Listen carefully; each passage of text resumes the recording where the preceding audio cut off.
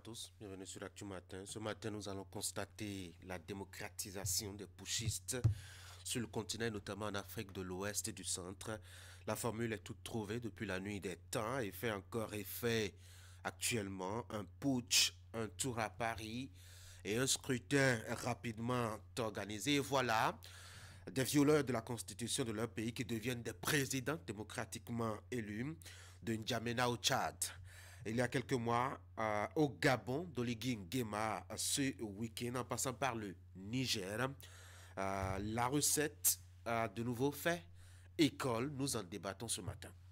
Mon invité ce matin, c'est Tanguy Blaise, promoteur culturel, commissaire général du prix Cultura Afrique francophone. Avec lui, nous allons parler de la presse culturelle en Afrique et sa contribution à l'éveil de la conscience au sujet de l'importance de la culture dans l'émergence des pays sur le continent. Il sera par ici dans une trentaine de minutes.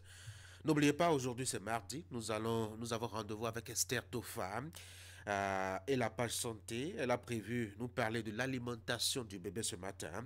Elle en parle avec Edith Mireille Deguenon, infirmière de formation, nutritionniste et pédiatre. Ce sera vers la fin de la deuxième partie de votre matinale ce matin. Bienvenue à tous.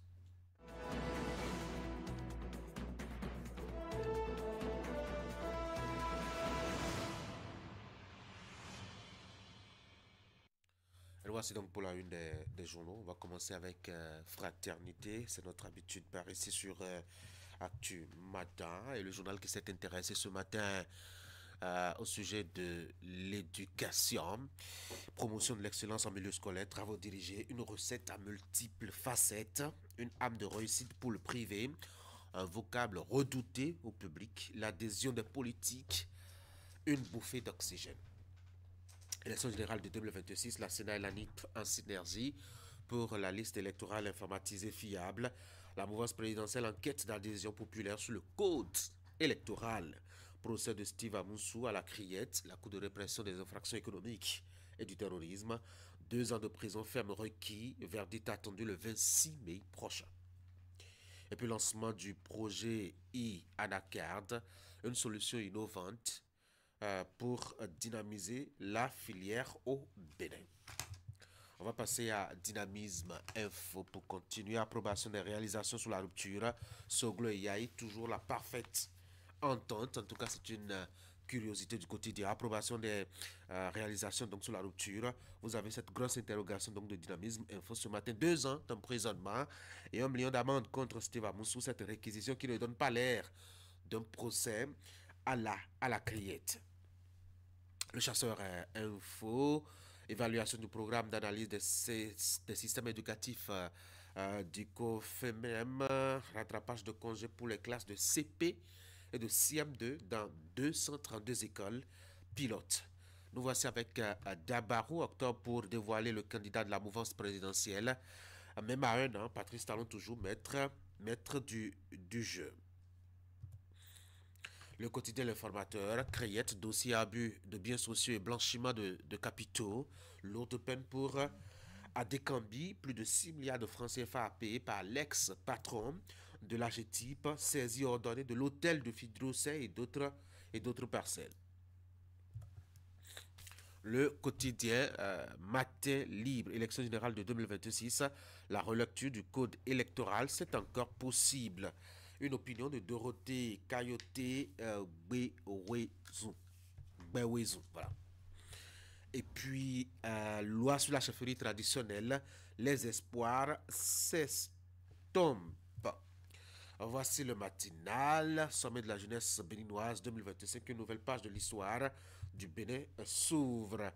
Actu Express, les populations béninoises à 1 an de la présidentielle de 2026, entente légitime, ambiance délétère et hantise des lendemains incertains. Jupiter.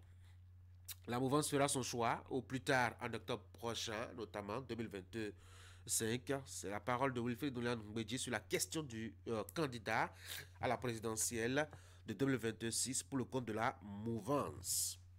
La tribune de la capitale, promulgation de la loi sur la chefferie traditionnelle, roi, chef supérieur et chef coutumier, assis entre 2 chaises et dans de beaux draps. Le Béninois libéré, découverte d'un gisement de migmatite à Savin. Le Bénin continue de diversifier son économie. L'exploitation de ce gisement va booster l'emploi local selon donc le Béninois libéré. Et nous voici pour la deuxième lecture de fraternité, promotion de l'excellence en milieu scolaire, travaux dirigés, une recette à multiples facettes, une âme de réussite pour le privé, un vocable redouté au public, l'adhésion des politiques, c'est une bouffée d'oxygène, selon l'analyse du journal qui paraît à Benoît à Cotonou. Élection générale de 2026, la Sénat et la NIP en synergie pour une LEI fiable. La mouvance présidentielle en quête d'adhésion populaire sur le code électoral. Procès de Steve Amousso à la Criette. 2 ans de prison ferme requis. Verdict attendu le 26 mai 2025. Lancement du projet IANACARD, une solution innovante pour dynamiser la filière au Bénin.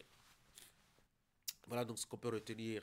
Je dois dire de la une, le quotidien parvenu à Canal 3 Bénin ce matin. On peut aller à l'intérieur du quotidien de Bénotin qui s'est intéressé, comme je le disais au début, à la question donc de l'éducation au Bénin avec un focus sur l'importance et l'utilité des travaux dirigés, notamment les TD, comme on les appelle couramment.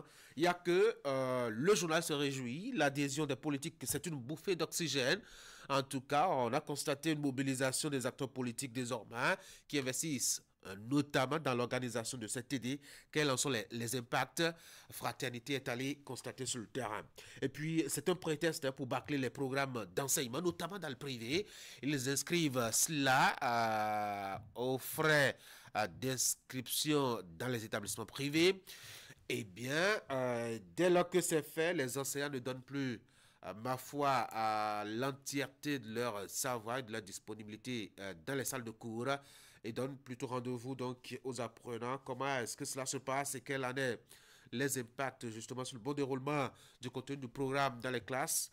Eh bien, achetez Fraternité à la page 2, vous avez les détails d'informations du quotidien. Le quotidien qui s'est aussi intéressé, ma foi, à comment est-ce que le privé utilise cette arme-là pour se faire de bons résultats à la fin de l'année. C'est une arme de réussite massive dans le privé, mais dans le public, on le redoute, on la redoute, cette âme-là assez. Pourquoi est-ce que c'est un cauchemar pour les collèges publics? Fraternité à la page 3 a proposé quelques éléments d'intérêt. Et puis vous avez à la 9 le récapitulatif de l'actualité des guépards à l'extérieur. Le journal vous fait le point justement de leurs informations. Achetez Fraternité et découvrez un peu ce qu'ils ont fait ces 7 derniers jours sur notamment leur championnat respectif. Mais en attendant, je vous donne rendez-vous tout à l'heure pour le bulletin d'information des sports. Ce sera avec Candide Orenton qui va certainement revenir aussi là-dessus. On n'y est pas encore. On va passer au bulletin d'information avec Ingrid. Ingrid, bonjour. Oui, bonjour Tanguy et bien bonjour à tous. Les responsables de la sécurité des systèmes d'information outillés sur les bonnes pratiques de la cybersécurité. 5 jours de formation initiés par l'Agence des systèmes d'information et du numérique en collaboration avec Luxembourg House of Cyber Security. C'est dans le cadre du projet B-Digital dont la finalité est d'assurer une meilleure efficacité de la protection des systèmes d'information d'État. En tout cas, vous aurez de plus amples détails. Il y a une tournée nationale de lancement des activités de coordination départementale du Conseil économique et social. Conrad Baguedi, qui est le président du CES, a achevé son périple dans le Monokoufo, accompagné de plusieurs membres du Conseil national. Le président du CES a donc échangé avec les acteurs socio-économiques et culturels de ces départements. Alors, de quoi est-ce qu'ils ont parlé? Ce reportage s'est intéressé à la question. On fera le point. Voici le bulletin.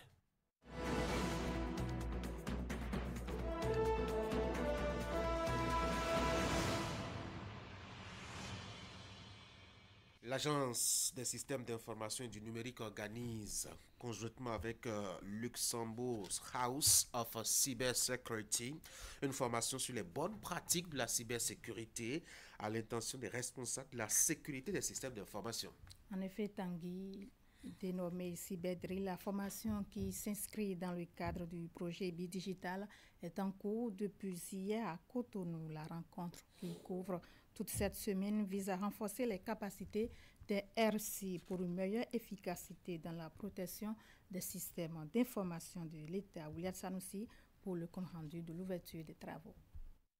Pendant 5 jours, ces responsables de la sécurité des systèmes d'information seront formés aux bonnes pratiques de la cybersécurité. Dénommée Cyberdrill, la formation qui s'inscrit dans le cadre du projet Bidigital est initiée par l'Agence des systèmes d'information et du numérique ASIN en collaboration avec le Luxembourg House of Cybersecurity. Le Cyberdrill s'inscrit dans cette logique de permettre aux professionnels africains de la cybersécurité de se former, d'expérimenter des scénarios concrets et de renforcer leur capacité d'intervention face à des incidents de plus en plus sophistiqués. Quels sont vos défis? Donc l'intéressant sera de voir comment est-ce que les attaquants se spécialisent pour la région. Ou peut-être qu'il y a des arnaques qui sont très très particulières pour le Bénin. Engagé depuis de nombreuses années en faveur d'un cyberespace sécurisé, résilient et coopératif, le Luxembourg souhaite partager son expérience, ses outils et expertise avec le Bénin dans un esprit de solidarité numérique. La rencontre permettra donc de renforcer les capacités de ses responsables pour une meilleure efficacité dans la protection des systèmes d'information de l'État. Certes, notre but à nous, c'est de vous outiller pour que vous soyez capables justement de gérer les problématiques à votre niveau. Mais il y a une dimension très importante vers laquelle nous allons commencer tous à évoluer, qui est la dimension de collaboration inter-entité. Vous êtes acteur d'une belle aventure. En tout cas, nous, à la CIN, nous considérons que nous sommes qu'au début de l'aventure. Nous espérons que ce ne sera pas seulement 1 ou 2 cyberdrills par an que nous aurons, mais que ça deviendra, en tout cas d'ici 2 ou 3 ans, une activité banale, puisqu'il faut de la répétition.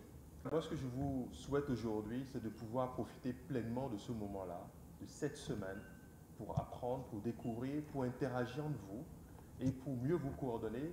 Pour le directeur général de la CIN, agence gouvernementale chargée d'assurer l'exécution opérationnelle et le suivi des programmes et projets numériques du gouvernement béninois, c'est la première fois que la cybersécurité en est une composante majeure. Cette semaine de formation sur Cyberdrill prend fin le vendredi 18 avril prochain.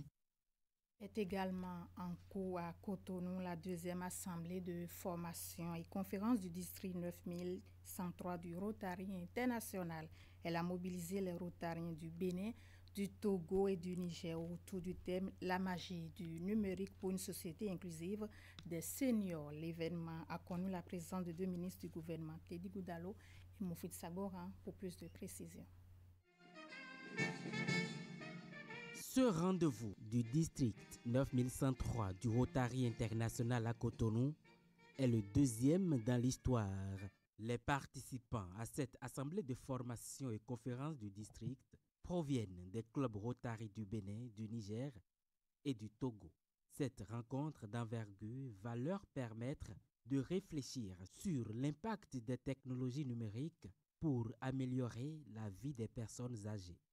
Pour ceux qui se posent encore la question de savoir pourquoi une conférence de district et pourquoi chaque année, je répondrai simplement pour vous préciser que cela fait partie de notre formation et de notre information rotarienne. La conférence nous donnera l'occasion de suivre la présentation des dernières actualités du Rotary International donnée par le représentant de la présidente Stéphanie Youchik. Vous êtes un jeune district avec une équipe dynamique et vous avez déjà initié de nombreuses actions qui ne passent pas inaperçues. L'organisation rigoureuse de cette conférence AFCD Cotonou 2025 en est une preuve éclatante. La magie du Rotary commence par l'expérience vécue dans le club. Un Rotary fort, c'est d'abord un club vivant, accueillant, chaleureux et inspirant. Chaque membre doit y trouver sa place. L'événement est une occasion pour le Bénin qui l'abrite de mettre en valeur ses richesses culturelles et touristiques. En marge de cette AFCD, 2 ministres du gouvernement béninois se sont fait représenter. Ils ont chacun reconnu la pertinence du thème qui mobilise les attentions. La magie du numérique pour une société inclusive des seniors. Le thème objet de la présente conférence nous rappelle que l'inclusion n'est pas seulement une exigence sociale, mais aussi une valeur humaine fondamentale. Cette inclusion doit s'appliquer à toutes les générations, en particulier aux personnes qui ont tant donné à notre société, en l'occurrence nos aînés. Pour moi, mesdames et messieurs, les seniors représentent une force vive de notre société.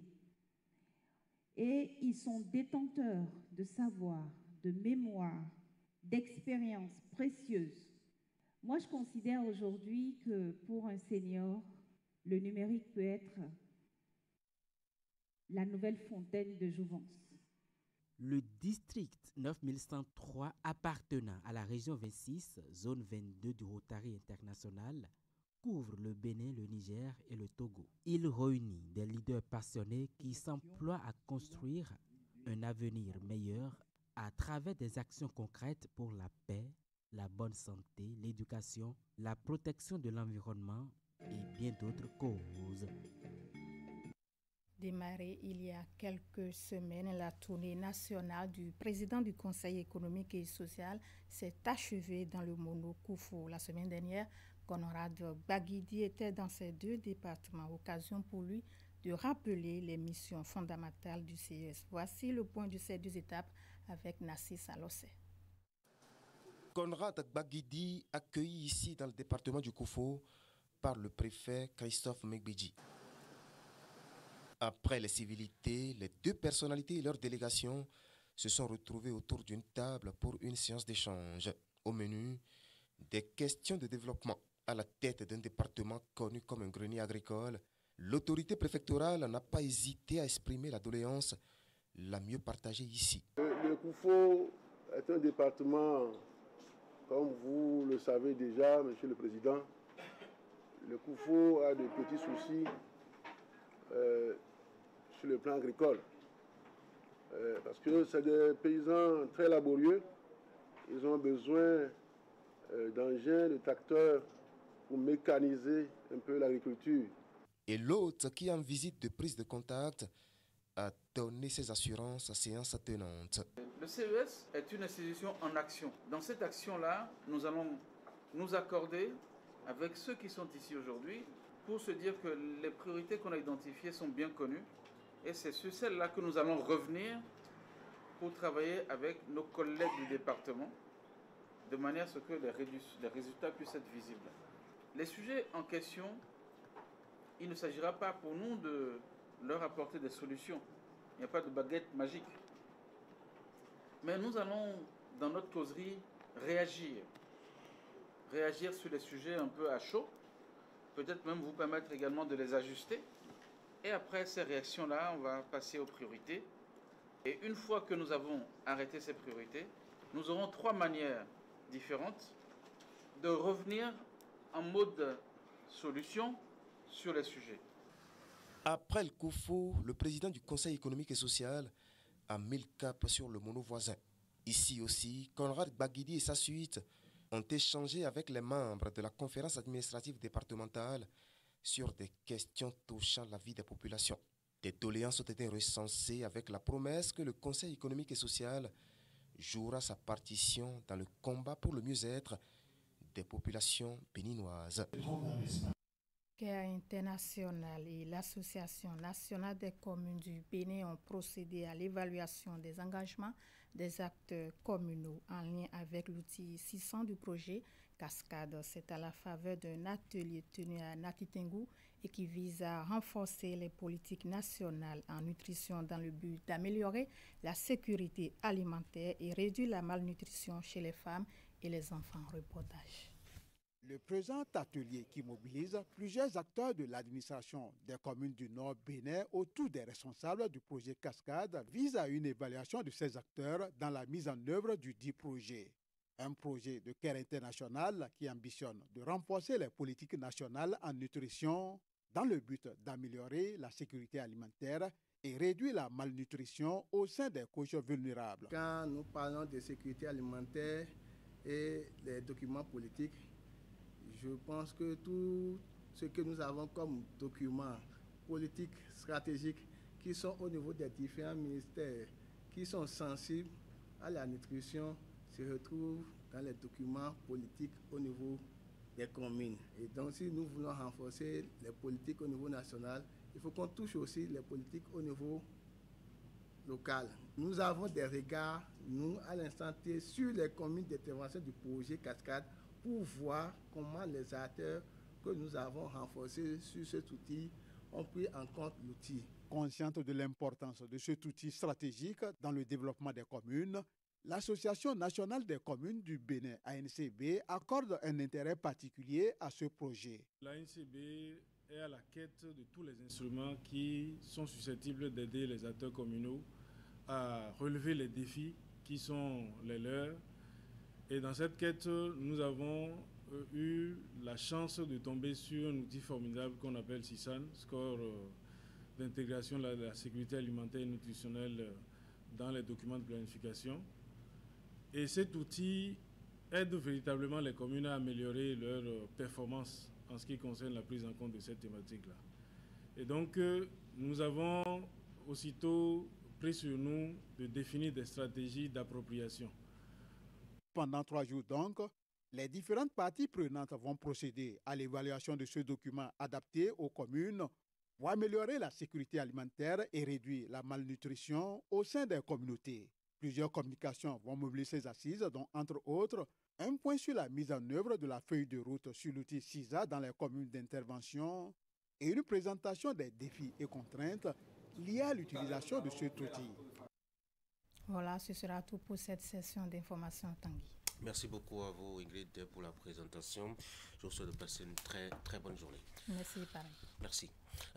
Mesdames et messieurs de la journée, vous aurez donc d'autres rendez-vous en information sur Canal 3 à Bénin. Nous avons les grandes éditions du journal télévisé, notamment à 13h, à 19h30 et à 22h30. Entre ces grandes éditions, les rendez-vous intermédiaires comme ceux de 11h et de 16h, ce sont les bulletins d'information.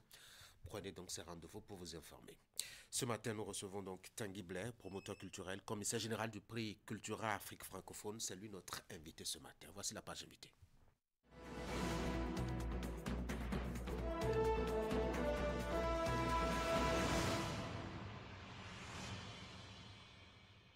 Tanguy Blair, bonjour. Bonjour Tanguy. Bonne arrivée sur Actu Matin. Plaisir. Alors vous êtes, je le rappelle, un commissaire général du prix Cultura Afrique francophone. Vous êtes d'ailleurs à Cotonou pour préparer l'édition 2025. C'est quoi le prix Cultura Afrique francophone, pardon. Le prix Cultura, d'abord merci pour l'invitation. Plaisir. Et il faut dire que le prix Cultura, c'est un événement qui valorise, qui met en avant les journalistes culturels. Ouais. Nous connaissons les journalistes politiques, nous connaissons les journalistes économiques, mais il y a aussi des journalistes spécialisés dans la promotion de la culture. Oui. Et cet événement-là les met en avant, mais en les mettant en avant, les honore et participe aussi pour la formation de ces acteurs-là. C'est ça. Et vous choisissez de venir au Bénin pour l'édition 2025. Pourquoi Bénin? L'édition 2025, parce qu'il faut savoir aussi qu'il y a eu déjà 3 éditions nationales en Côte d'Ivoire. Et on a remarqué qu'à chaque appel à candidature, il y avait tout un grand nombre de journalistes de la CEDEAO, de la sous-région pratiquement, qui candidataient.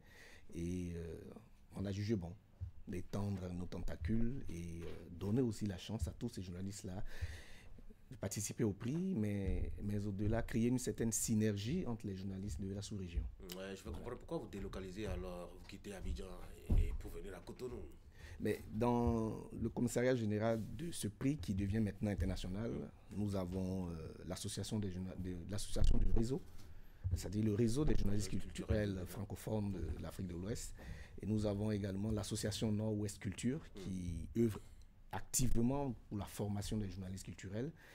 Et pour nous, le Bénin était déjà la première destination indiquée avec le succès, le franc succès de Vaudou Days. On dit bon, en janvier dernier, tout le cœur de la culture était à Ouida. C'est important quand même de lancer cette édition internationale là, ici.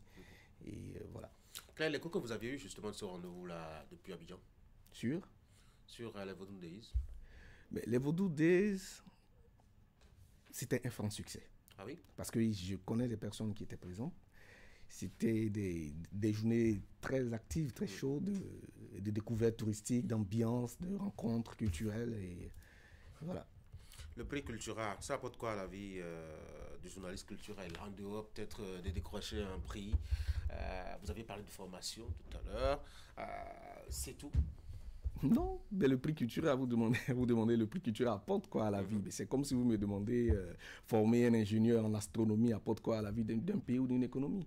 Voilà, toute société qui investit dans la culture ou dans le journalisme culturel investit dans la richesse de son âme, puisque notre culture est notre ADN. Et ceux qui sont le couloir entre le grand public, les institutions et les acteurs culturels, ce sont les journalistes. Ils ont besoin d'être formés, ils ont besoin d'être encadrés, ils ont besoin d'être valorisés. Et vous n'êtes pas sans savoir que la culture est le moteur du développement. Ah oui, ça, et avec les ICC, on le chante, mais je ne sais pas si les Africains ils l'ont intégré encore. Ben, on ne cesse pas de sensibiliser, on ne s'arrête pas de sensibiliser. On ne s'arrête pas de sensibiliser, il faut toujours continuer. Être journaliste culturel, c'est souvent vu comme le métier des gens qui s'occupent du subsidiaire. Hein. Vous savez comment on perçoit justement la culture chez nous. La culture étant considérée comme un facteur folklorique, notamment en Afrique. Alors, quel est le travail de changement de mind que vous faites au niveau donc, de votre organisation? Je reviens encore là-dessus. Nous avons la formation de ces journalistes-là. Il faudrait que ces journalistes ou la population arrête de les percevoir comme des faiseurs de compte rendu d'activités culturelles. Non, on a besoin de journalistes. Parce que c'est à ça qu'ils réduisent leur quotidien, justement. Non, mais on a besoin de journalistes qui partent au fond des questions. Réfléchir de façon très concrète, analyser, faire des reportages, des enquêtes pertinentes pour faciliter la compréhension de certaines choses. Voilà. Et donc, c'est exactement ça, participer à la formation, leur donner un cadre de travail décent et puis leur permettre aussi de mieux s'exprimer. Il y a aussi que, est-ce que quand on dit qu'on est journaliste culturel, ce n'est pas un peu trop prétentieux là, parce que la culture, elle est vaste quand même, et elle est multidisciplinaire. Et j'ai l'impression que les journalistes culturels se prennent pour des encyclopédies qui peuvent parler de tout, ayant trait à la culture. Il y a un adage qui dit qu'un bon journaliste culturel peut être un bon journaliste politique. Ah ouais? Ouais. Un bon journaliste culturel peut être un bon journaliste économique. Quel est le lien? Mais le lien, parce qu'ils ont la possibilité d'aller au fond des choses. Vous comprenez? Donc, ce n'est pas une prétention. Ce n'est pas une prétention. Il y a des spécialités même dans le journalisme culturel. Oui, c'est tout comme, c'est tout comme même dans le sport. Parce que la multidisciplinarité peut être un élément de limitation de la qualité des prestations du journaliste bien entendu, culturel. On peut pas faire c'est un avantage. On peut pas faire du théâtre et bien l'analyser, comme on ferait de la musique, bien l'analyser, de la peinture, bien l'analyser, et de la littérature aussi. Votre réaction porte les gemmes de la réponse que je voulais donner. Comment ça? Parce que, en tant que journaliste culturel, il y a des spécialités. Il y a des journalistes culturels spécialisés théâtre. Il y a des journalistes culturels spécialisés art vivant, on va dire art vivant théâtre. Il y a des journalistes culturels spécialisés art visuel, c'est-à-dire la peinture. Vous comprenez? Donc, chacun a son couloir, et c'est tout cela que nous sommes en train de faire comprendre aux gens. Vous n'avez pas un événement, une représentation théâtrale, et vous allez inviter un journaliste culturel qui est spécialisé dans les arts visuels. Oh non, ouais, si, dans les arts visuels. Il faut inviter des spécialistes pour qu'ils viennent traiter des questions, des sujets ou des thèmes très, très propres, très techniques à l'activité que vous êtes en train de faire. Voilà. Est-ce que aussi la création tous azimuts d'associations de journalistes culturels n'est pas aussi un petit problème? Je ne sais pas, hein, peut-être que je peux me tromper. Est-ce qu'on a déjà entendu l'association des journalistes politiques quelque part? Moi, je prêche ma chapelle. Les journalistes culturels, plus il y a des associations, mieux c'est. Parce qu'on a aussi l'impression qu'ils se déchirent à travers les associations aussi. Hein. Il y en a 2 ou 3 au Bénin, même si 2 sont relativement, je dois dire, dans une hibernation qui ne dépasse son nom. On a l'impression qu'ils se déchirent entre eux en essaient des associations et tous azimuts. C'est pourquoi il faut créer des initiatives, il faut créer des événements pour pouvoir les mettre ensemble, pour leur faire comprendre que c'est ensemble qu'on est fort. La vie est comme ça. Il y a des gens, il y a des associations qui se créent, il y a forcément des différences, mais à un moment donné, il faut se dire que ensemble, on peut aller plus loin. La qualité des journalistes culturels aujourd'hui, quand vous voyez la prestation, comment vous l'analysez? J'avoue qu'il y a beaucoup de travail à faire. J'avoue qu'il y a beaucoup de travail à faire, et c'est la réponse à notre humble niveau qu'on donne en créant cette initiative de prix culturel. Et qu'est-ce qui va se passer à l'occasion pour l'édition 2025? Pour l'édition 2025, il y aura la formation. Nous recevrons des journalistes qui viendront des 8 pays. Niger, Côte d'Ivoire, Bénin, Togo, Lomé, Sénégal, Guinée et le Mali, Burkina aussi. Et ces journalistes-là se retrouveront ici. C'est pourquoi dans notre slogan, on dit le Bénin reçoit la presse culturelle africaine. Voilà. Donc il y aura des formations, il y aura des visites touristiques. Ces visites touristiques-là se feront à Ouidah. Après ces visites touristiques, ces journalistes venus de ces 8 pays seront invités à produire du contenu pour mettre en avant les richesses touristiques de Ouidah. Et il y aura la cérémonie des récompenses. À cette cérémonie des récompenses-là, nous aurons 3 artistes qui viendront un artiste qui viendra de la Côte d'Ivoire, un artiste qui viendra de Lomé, un artiste du Bénin qui vont prester en live. Il y aura du fresque artistique, on mettra en avant le vaudou et il y aura la cérémonie de distinction. Voilà. Je vois que c'est ton programme assez alléchant. Un mot pour finir, rapidement. Merci. Merci à Canal 3, je vous suis. J'ai retrouvé mon homo Tanguy aujourd'hui. Merci pour le travail que vous abattez. Mais il faudrait faire comprendre aux gens que la culture, c'est notre âme. Ce que nous produisons aujourd'hui reste des archives pour demain, pour les générations à venir. Et donc, il faut encourager les productions de qualité aujourd'hui pour que demain, nos enfants puissent comprendre notre histoire. Tanguy Blais, commissaire général du prix Cultura Afrique francophone, merci d'être venu. Merci beaucoup. Très bonne journée. Merci à vous. Mesdames et messieurs, voici la page des sports.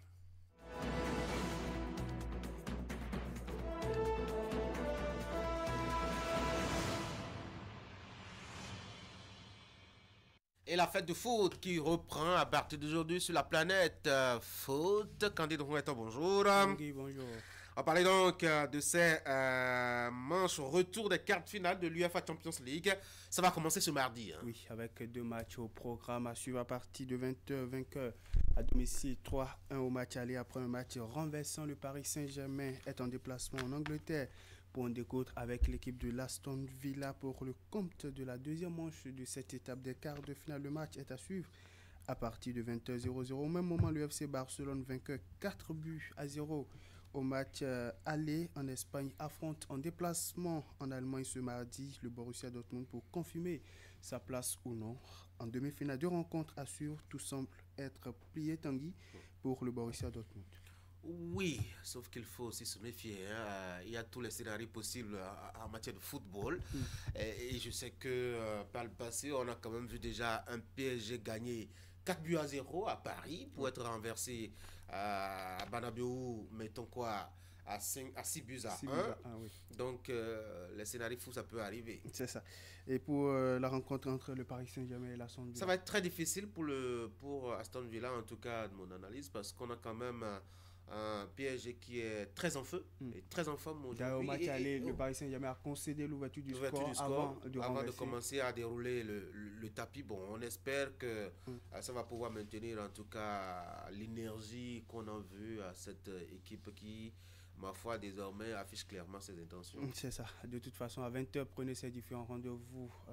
Borussia Dortmund, FC Barcelone, Aston Villa, Paris Saint-Germain pour l'ouverture de cette manche retour des quarts finales de la Ligue européenne des champions saison 2024-2025 sur le continent. Les demi-finales de la Coupe d'Afrique des Nations des moins de 17 ans se déroulent ce mardi. À partir de 17h, le Burkina Faso, tombeur de la Zambie en quart de finale, va en découdre avec le Mali qui a sorti la Tunisie de la course. Et puis à 20h, le Maroc, pays hôte et tombeur de l'Afrique du Sud en quart de finale, sera face à l'équipe de la Côte d'Ivoire victorieuse du Sénégal en quart de finale. Tanguy, le sport béninois, on va en parler. Avril 2016, avril 2025, cela fait 9 années que le gouvernement du président Patrice Talon est en place. À moins d'1 an de la fin de son 2e quinquennat, quel bilan peut-on faire? Quelles sont les avancées qu'on note dans le secteur du sport béninois à 9 ans de gouvernance du régime de la rupture? Qu'est-ce qui a véritablement changé et quelles sont les grandes réformes engagées par le gouvernement du président Patrice Talon? Voici le résumé de quelques-unes de ces réformes dans ce récit que nous vous proposons à la place du document de la semaine de ce mardi. Esther Tofa.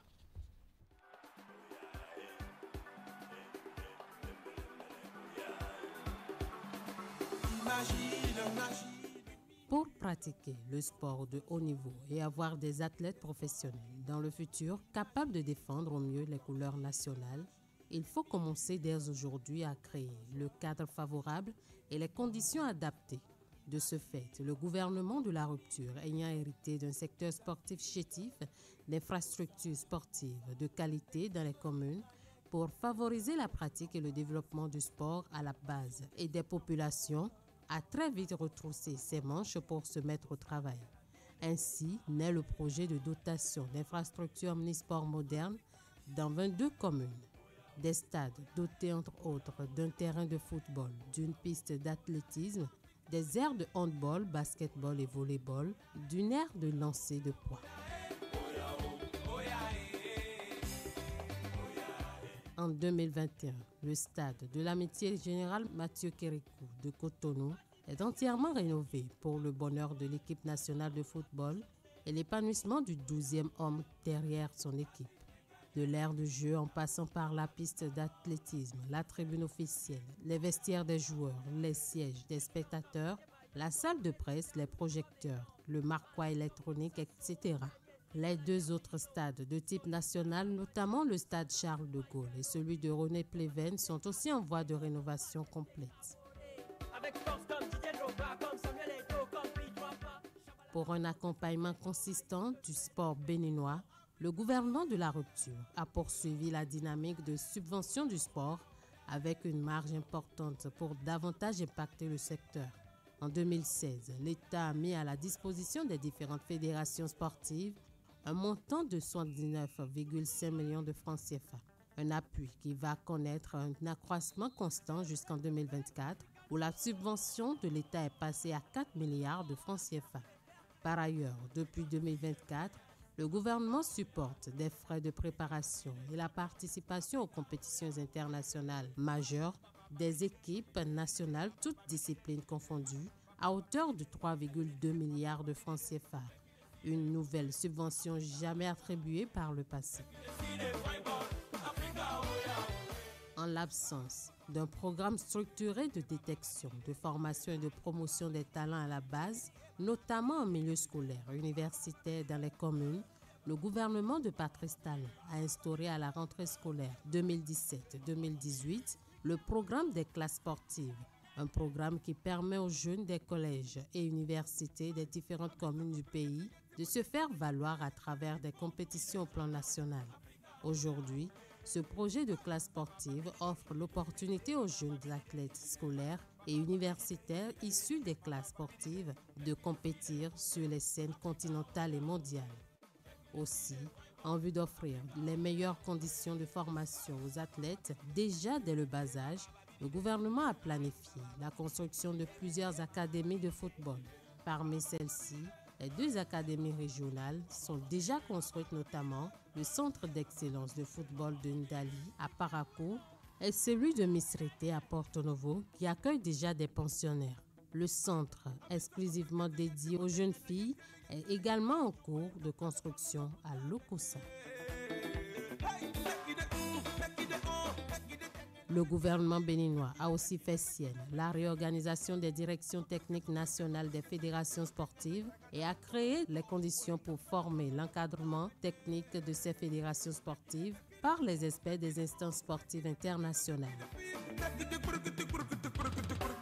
En termes de performance, le Bénin, entre 2016 et 2025, a rendu fier le mouvement sportif à plusieurs reprises dans diverses disciplines. Entre autres, le meilleur parcours de l'équipe nationale à la CAN Égypte 2019, où les écureuils d'alors, devenus guépards aujourd'hui, ont atteint pour la première fois les quarts de finale et recalé à cette étape par le Sénégal. Autre bonne nouvelle, la toute première médaille mondiale pour l'athlétisme béninois grâce à la performance de Noélie Yarigo. La guéparde de la Pondjari s'est offerte la médaille de bronze au championnat du monde d'athlétisme à Glasgow en Écosse. Odile Aronwano, elle, reste reine indétrônable de l'heptathlon en Afrique avec 3 médailles d'or successives décrochées au championnat d'Afrique d'athlétisme, respectivement en 2018, 2022 et 2024.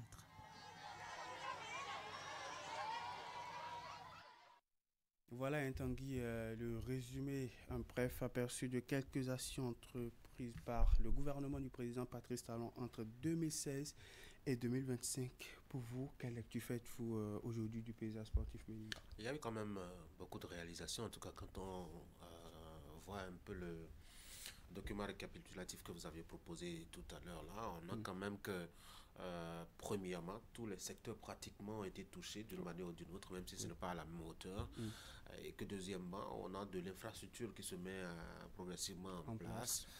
Et même si les résultats, mettons, sur les performances aux compétitions ne suivent pas forcément, parce qu'on a vu quand même un gap entre, mettons, là où nous étions en matière donc, de performance en 2016 et là où nous en sommes aujourd'hui. Donc, peut-être il faut encore du temps pour, mettons, sentir l'investissement au niveau donc des performances. Quoi qu'il en soit, on a quand même fait du chemin, quoi qu'il reste beaucoup de choses à faire, notamment les infrastructures toujours et la formation. C'est vrai que le volet formation a été aussi, mettons, relevé dans ce que vous aviez fait, mais on n'a pas l'impression que c'est vraiment massif et que ça puisse véritablement impacter. Mais c'est déjà un début. On va espérer que ça continue la dynamique et que ça s'accentue afin que on puisse avoir les performances que nous avons tant souhaitées. Et puis le football. Espérons justement. Oui, dans le rang des acteurs du mouvement sportif béninois, le sport béninois se porte aussi mieux, tout comme vous le pensez, Tanguy. Pour eux, de 2016 à 2025, les lignes ont bougé. Il y a particulièrement quelques réformes qui ont beaucoup plus marqué leurs esprits. On va suivre. Au niveau du football, nos entraîneurs n'ont que la licence CAFC. Et la licence CAFC, ce n'est pas un grand diplôme qui permettrait à ces gens-là, qui sont dotés d'un savoir-faire incontournable dont on ne doute pas, mais ça ne permet pas d'être reconnu au plan international. Et donc le Bénin, à un moment donné, était devenu le seul pays dans la sous-région dont les entraîneurs n'avaient pas de qualification requise donc, par les différents instances de football au plan international. Donc, arrivé en 2016, depuis 2016, sinon je dirais depuis 2023, depuis l'arrivée de Benoît Dato notamment, l'État a pris en charge ces différentes formations. Et donc aujourd'hui, on peut compter une centaine de Béninois qui ont déjà la licence CAFC, une vingtaine, trentaine qui ont déjà la licence CAFB et d'autres qui sont en attente. Et donc, avant 2026, on aura déjà des Béninois qui détiennent la licence CAFA. C'est une avancée notable.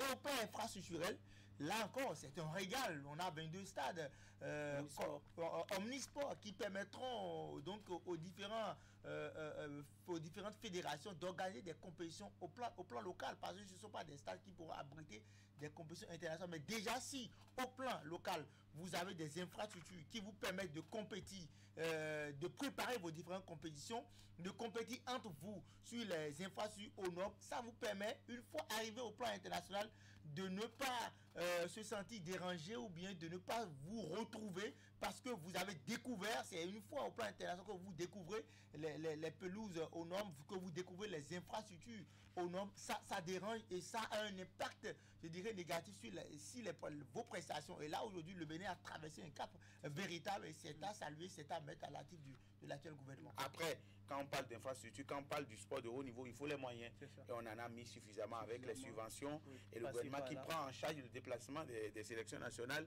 En tout cas, tout ce qui entre dans la préparation des sélections nationales, c'est très intéressant. C'est des choses que nous n'avons jamais vues par le passé. Des équipes ont rebroussé chemin dans la participation aux compétitions internationales parce qu'on n'a pas les moyens. On n'a pas les moyens de ci, de ça. Le gouvernement dit non. Tant que vous portez le nom Bénin, tant que c'est la sélection nationale, quelle que soit la discipline, on s'implique. Il y a eu la sélection de Tchoukbol qui a manqué. Absolument, qui a manqué un rendez-vous parce qu'on n'a pas les moyens. Les aveugles ont vu, les sourds ont entendu. Le Bénin a nettement progressé. Il y a eu une amélioration. Même s'il reste à faire, là où nous sommes aujourd'hui, montre qu'avec un peu de courage, on peut aller un peu plus loin. Le programme des classes sportives qui a véritablement pris corps sous le gouvernement de la rupture a aussi marqué l'esprit de ces différents acteurs. Mais après, il faut quand même ajouter un certain nombre de choses à ce qui se fait déjà. On va l'écouter. La formation à la base aujourd'hui est en train de porter ses fruits et si on peut continuer comme ça, aller au-delà, c'est-à-dire quoi, quand je prends le football parce que c'est le sport roi, à part l'équipe A, qu'on ait beaucoup plus de considération envers les équipes de catégorie d'âge, c'est-à-dire les U15, les U17, les U20, les U23, qu'à chaque regroupement des seniors au niveau des journées FIFA, que ces catégories-là aussi se regroupent et qu'on joue régulièrement des matchs amicaux, ça permettra au Bénin d'être beaucoup plus représentatif. Parce qu'aujourd'hui, nous sommes un peu déçus de la prestation des A. On réclame qu'on mette beaucoup plus de jeunes. Mais les jeunes sont où? Parce qu'au niveau de la CAN U17, le Bénin n'est pas qualifié. Au niveau de la CAN U20, le Bénin n'est pas qualifié. Chez les U23 non plus, chez les locaux. Mais où sont les jeunes qui viendront mieux faire que les A? Et donc, si nous accentuons également le travail au niveau de ces... Déjà, le travail est en train d'être fait. Le gouvernement a presque tout fait dans le domaine du sport. Quand on prend les subventions, on est à près de 4 milliards déjà. Et aucun pays dans la sous-région n'a encore donné autant aux différentes disciplines sportives.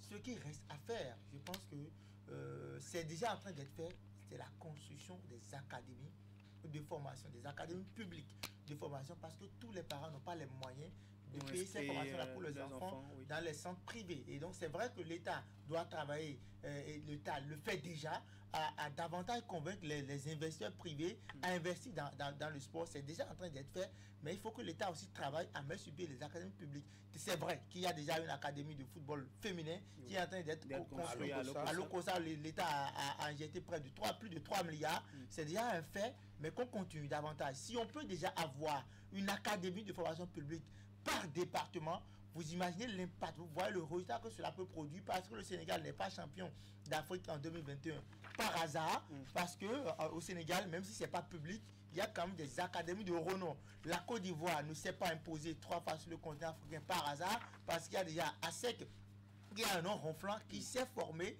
et qui sait vendre les joueurs, qui au retour viennent défendre les couleurs de la Côte d'Ivoire. Donc aujourd'hui, c'est vrai, nous avons le centre de l'USKK qui est en train de sortir des jeunes 1 à 1. Il faut que l'État, avec ce qui est en train d'être fait, qu'on multiplie davantage les académies de formation.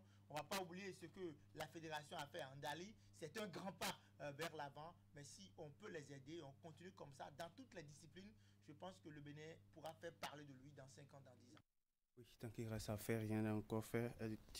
Tant et le gouvernement de la rupture n'est pas justement, n'entend pas forcément s'arrêter en si bon chemin. En tout cas, on espère que les programmes et les projets vont se poursuivre au bonheur du sport béninois. On va échanger de registre à présent au niveau de la Fédération béninoise de roller sport. Les activités de la saison sportive 2025 se poursuivent ce dimanche 13 avril 2025. Les athlètes de cette fédération étaient du côté de Calavi pour honorer le rendez-vous de la 69e édition du Challenge Cotonou Skating Open, un challenge qui met en compétition les athlètes de différentes équipes affiliées à la fédération. Voici le point. La saison sportive 2025 est à peine lancée à la Fédération béninoise de roller sport, mais les challenges se multiplient déjà. Environ un mois après la 68e édition du Challenge Cotonou Skating Open, les skateurs béninois retrouvent la piste pour le 69e acte.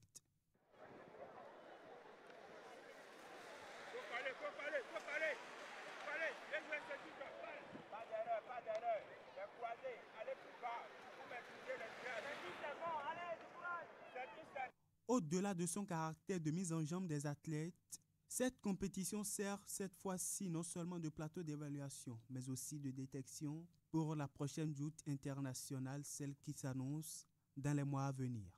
Au speed skating, la gestion des virages est très importante pour finir sur le podium.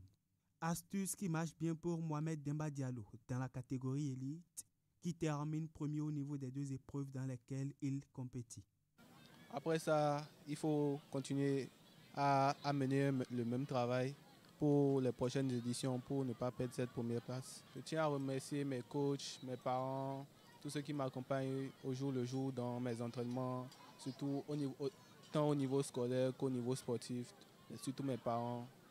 Je tiens à les remercier. Durant plusieurs heures, environ 300 athlètes de catégorie minime, super minime, cadets et élites se sont mesurés dans 3 épreuves dont le speed skating, le skateboarding et le inline freestyle. Ils ont donné le meilleur d'eux-mêmes et ça nous permet, avec les coachs, de savoir quel apport donner aux athlètes pour l'amélioration des performances et en collaboration avec les coachs des différents clubs, parce que ce sont les clubs qui viennent en compétition. travailler avec eux pour qu'ils puissent bien faire le travail au sein de leur club afin que nous ayons de bonnes performances sur nos challenges. Au cours de ce 69e challenge Cotonou Skating Open, les officiels techniques de la fédération ont eu à enregistrer les premières performances de la piste des différents athlètes. Rendez-vous dans 2 semaines pour un nouveau test afin d'enregistrer les deuxièmes performances de la saison. Fini avec un sport nautique. La Fédération béninoise de natation dispose désormais de 37 nouveaux encadreurs certifiés de niveau 1 et de niveau 2. Ceci grâce à la formation qualifiante organisée du 2 au 12 avril 2025 en collaboration avec le ministère des Sports sous la houlette de World Aquatic. Une formation dirigée par l'expert de l'instance fêtière. La première session assise sur le niveau 1 déroulée du 2 au 6 avril et a réuni 25 entraîneurs venus de différentes localités du pays. La seconde session plus avancée a concerné le niveau 2 et a eu lieu du 8 au 12 avril 2025 accueillant 16 participants qui ont pu approfondir leurs compétences techniques et pédagogiques. Au thème de la formation des 2 sessions de formation, 37 des 41 entraîneurs ont reçu leur parchemin. Les 4 autres doivent revenir lors des prochaines sessions. Allez, on aura fait le tour ce matin, Tanguy. Merci beaucoup, Candide, pour cette diversité dans le menu de votre rubrique ce matin, l'actualité des sports. On va se donner rendez-vous demain pour déjà commencer à faire le point des rencontres retour. Les quarts de finale de la Champions League. Allez, bonne journée. Merci. Mesdames et messieurs, voici maintenant la page santé.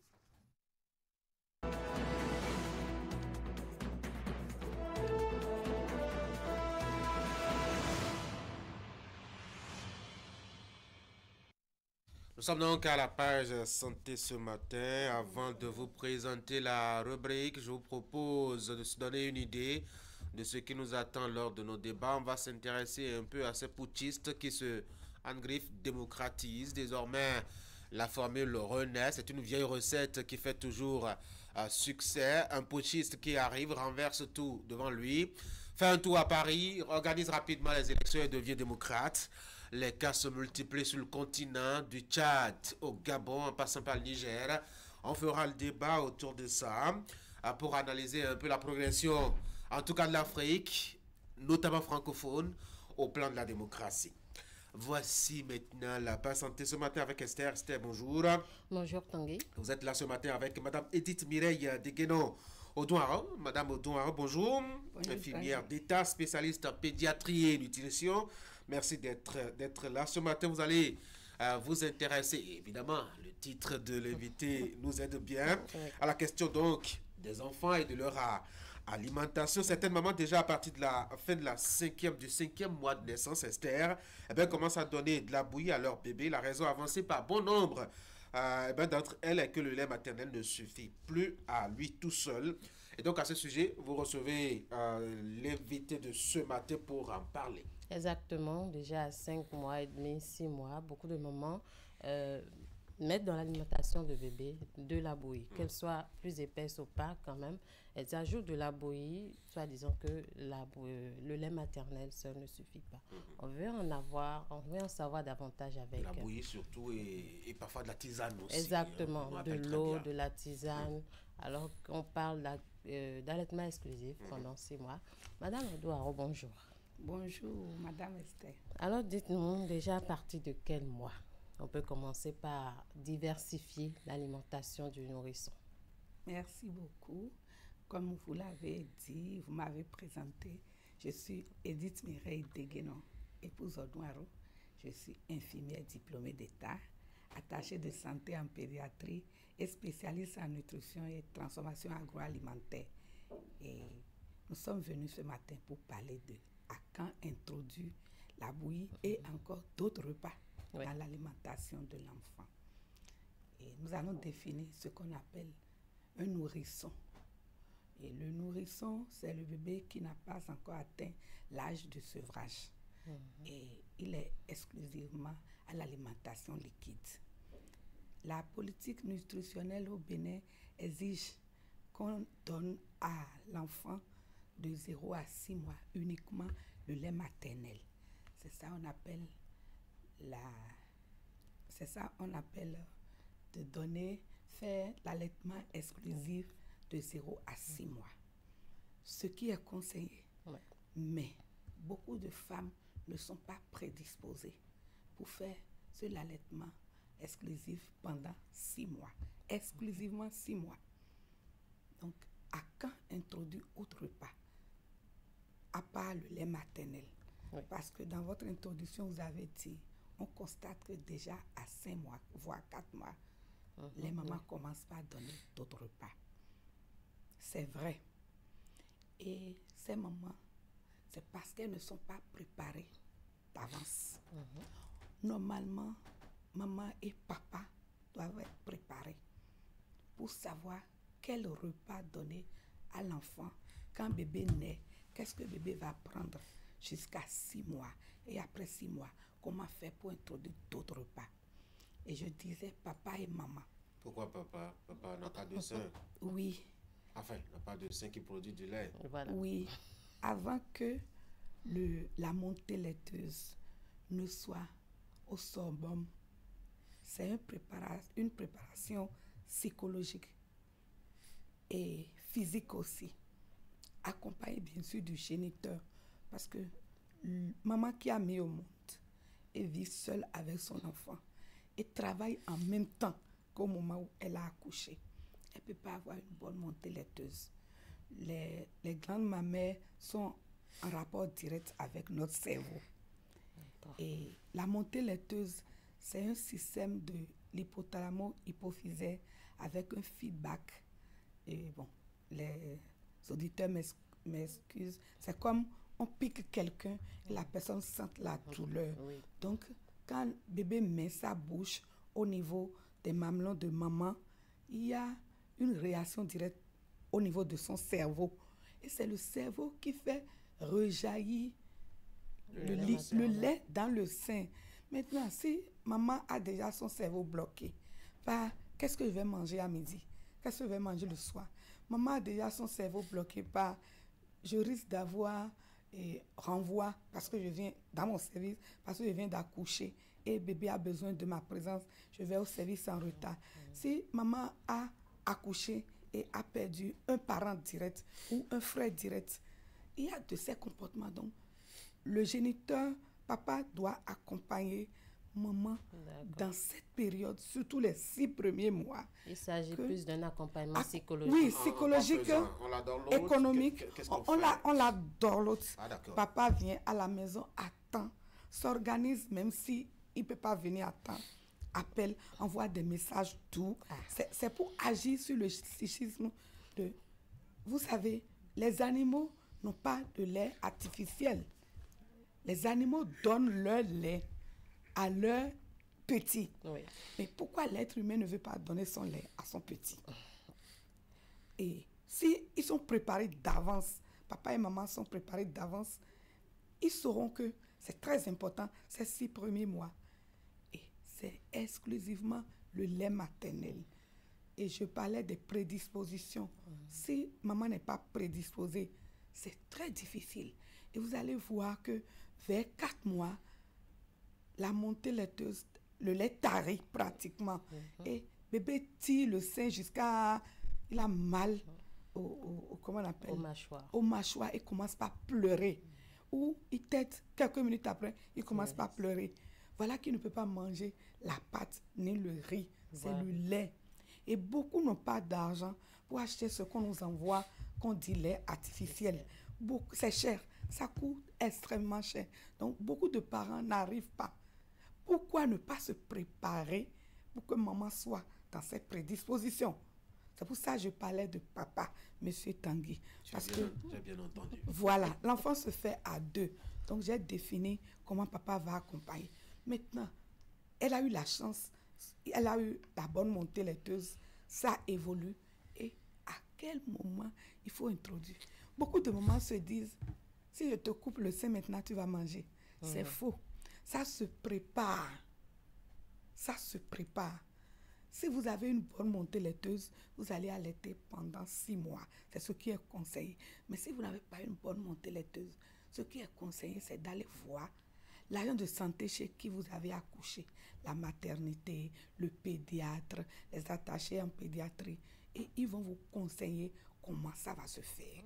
S'il y a encore possibilité de faire jaillir ce lait dans les seins de maman, on va accompagner maman. Mais dans le cas contraire, avant 6 mois, c'est obligatoirement le lait artificiel. Donc, dans ces conditions, on va faire l'allaitement mixte jusqu'à 6 mois.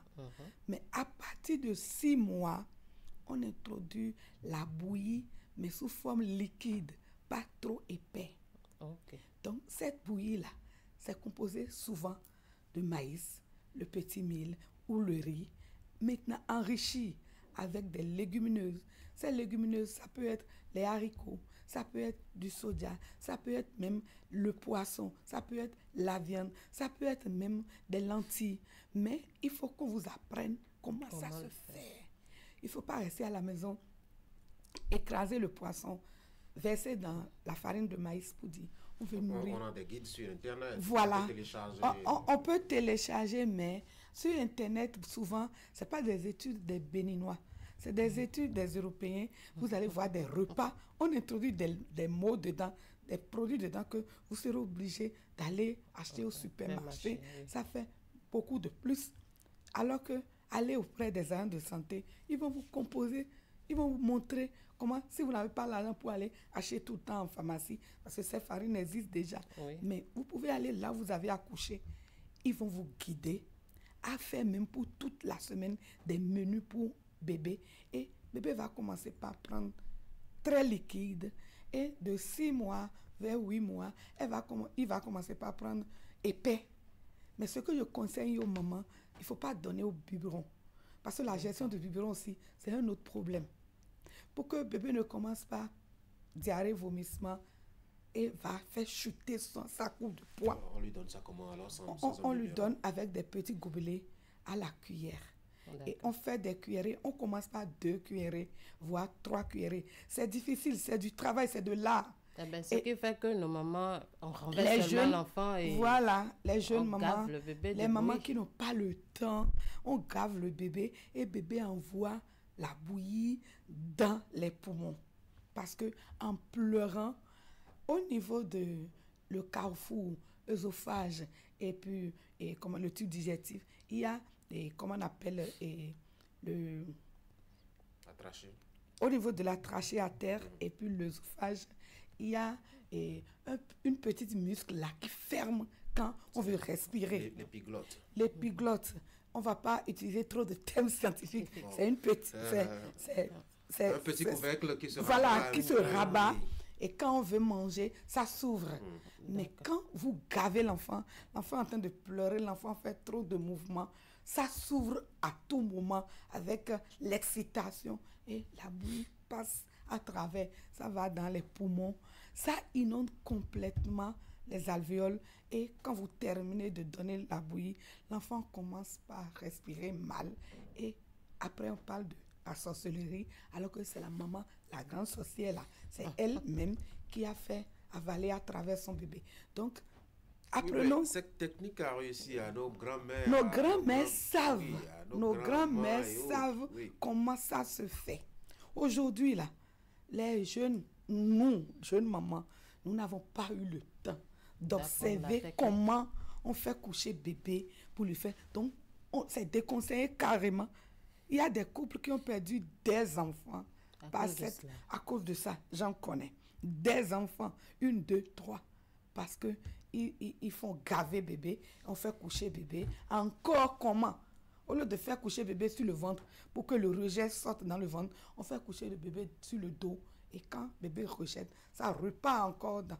Donc, ces techniques-là, j'ai dit biberon, une croix là-dessus, gavage, une croix là-dessus. Ces conseils-là, les agents de santé sont ouverts pour donner ces conseils aux mamans.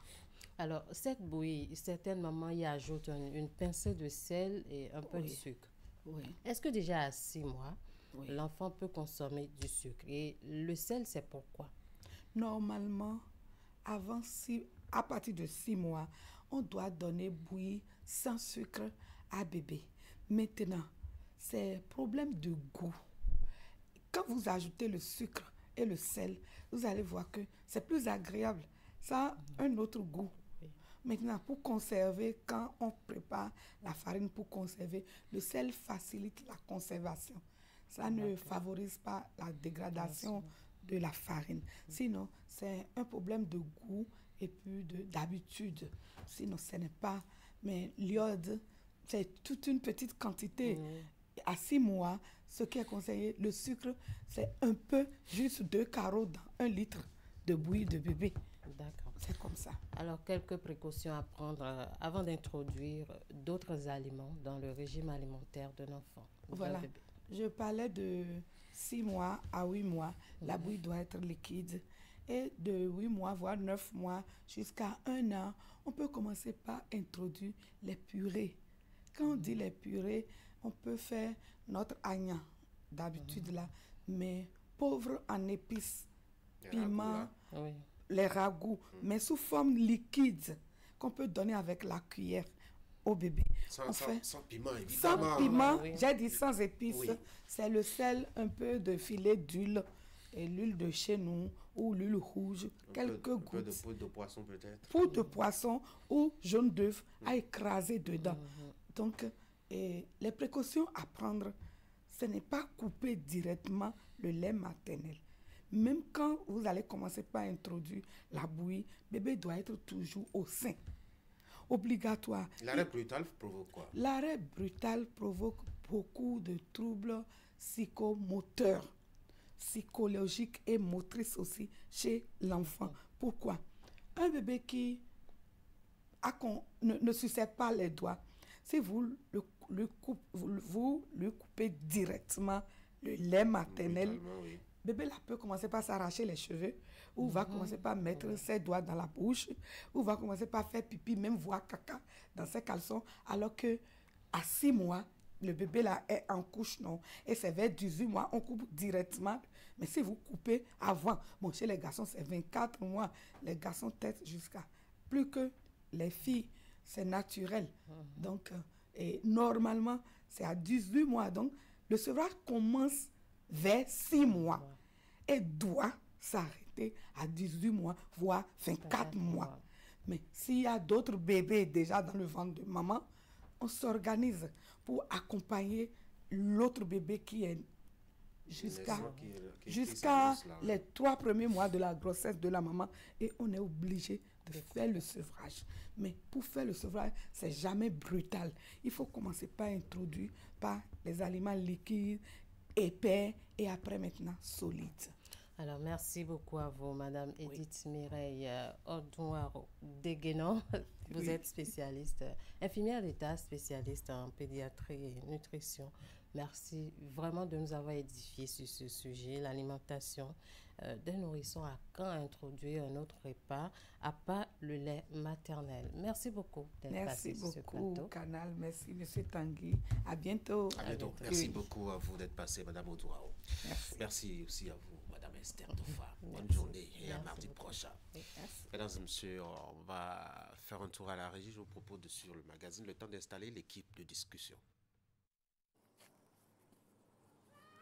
Noélie vient pour sa corvée d'eau des fins d'après-midi, à la sortie de ses cours de 3e en cette année 2023. Pour trouver le liquide précieux et satisfaire les besoins de sa maison, Noélie doit braver la colie. D'abord, la gravir. Une dizaine de mètres à grimper sur des parois lisses, brutales et très risquées. En dépit de l'habitude, elle y arrive toujours essoufflée. Non. Je suis déjà habituée de ça. Et tu n'as pas peur de grimper et de descendre? Non. On grimpe ça toujours. Ça devient notre habitude.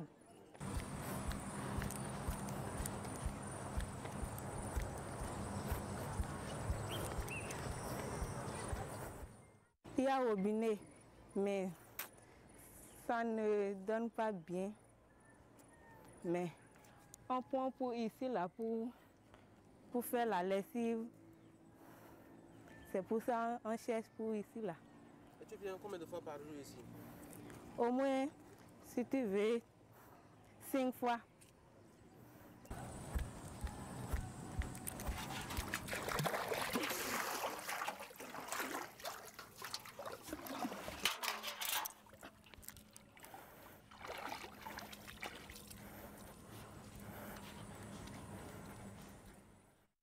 que je viens seule, moi. Et les amis ne t'accompagnent pas? Non. Et maintenant tu vas descendre avec l'eau là, tu n'as pas peur? Non. Pourquoi? Parce que c'est devenu notre habitude. Il lui faut ensuite, au prix d'une agilité, dévaler la grosse pierre, l'eau en équilibre sur la tête.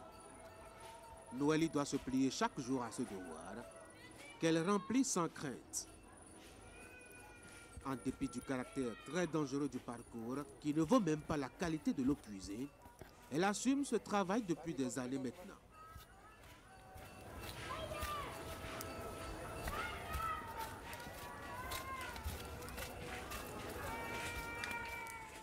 Si Noélie vient chercher de l'eau ici, ce n'est pas seulement pour les besoins domestiques. Elle sait que le cours d'eau abrite, selon les anciens, un Dieu qui y dort depuis des siècles et qu'il faut savoir célébrer avant tout prélèvement.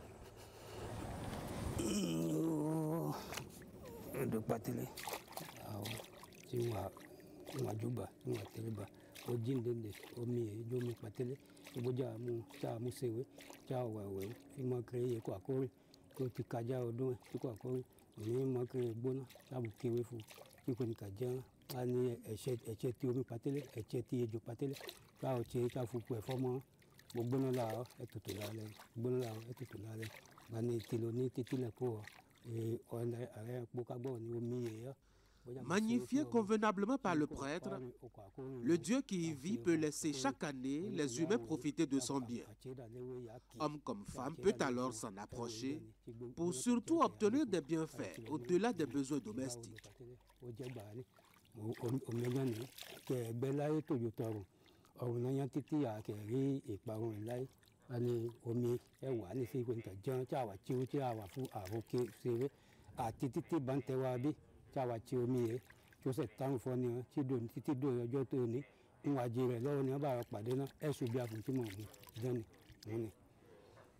N'importe quel médicament qu'on va préparer avec l'eau, si tu prends l'eau là pour mettre sur ça, tu as la santé quand même.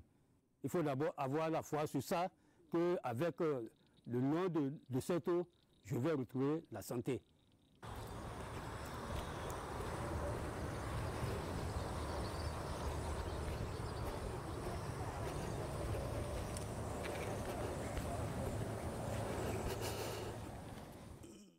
Oui, l'eau là, si tu crois à ça, ça guérit beaucoup de maladies. Si tu as la foi, ça guérit beaucoup de maladies. Ça nous sert.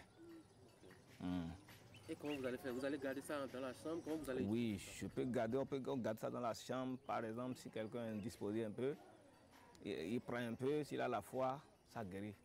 Il guérit. Ça peut guérir n'importe quelle maladie? Oui, ça peut guérir n'importe quelle maladie. Il suffit d'avoir la foi. Ça ne fait même pas encore 2 mois. Quelqu'un est parti et qui est malade, elle a dit d'aller trouver l'eau de montagne. Il a quitté Banté, ça fait presque dans les 60 kilos. Il est venu me trouver, je l'ai amené ici. Il est venu puiser avec 2 bidons de 50 000 emportés pour préparer le médicament. Et jusqu'aujourd'hui, si on se rencontre, je gagne mes bienfaits. Et il y a des gens qui n'ont jamais vu cette eau et ils ne connaissent pas approximativement ce que ça fait. Ils entendent parler du village, mais ils n'ont jamais reçu comment le dire, les récits sur ce qui consiste, ce que l'eau doit faire. Donc s'ils sont venus pour voir effectivement l'eau dans le village.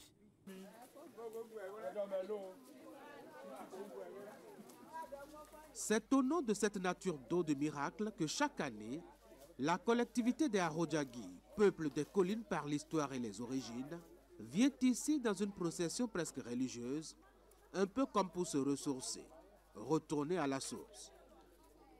Leurs parents ont vécu par ici et ses descendants viennent pour y remonter le temps.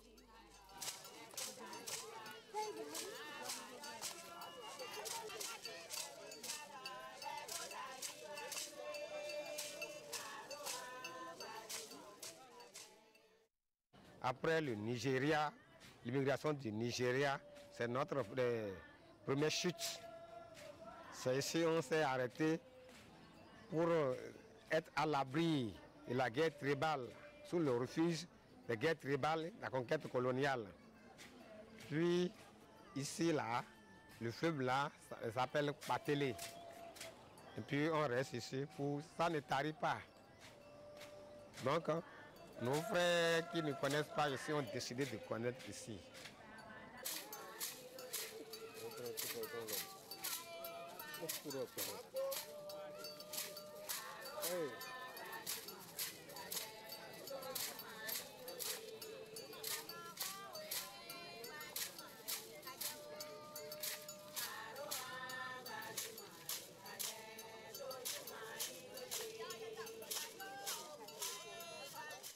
Il arrive que le fleuve là se remplisse complètement. Oui, ça déborde.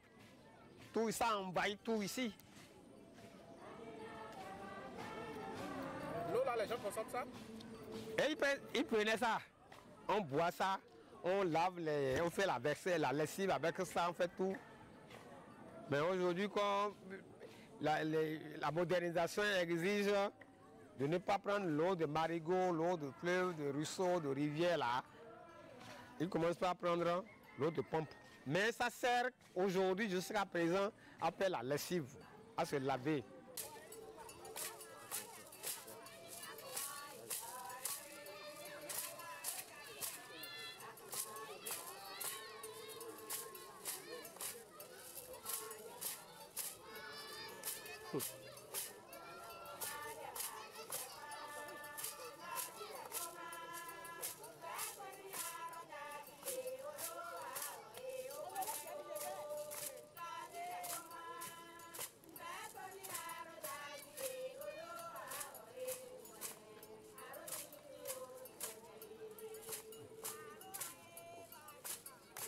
Vraiment, ça aide la population, parce qu'on n'a pas d'eau potable avant, et c'est de ça qu'on vivait. Et avec le temps, l'État nous a produit une eau potable, mais qui ne satisfait pas le village. Mais à base de ça, on peut dire, c'est devenu un relais pour le village.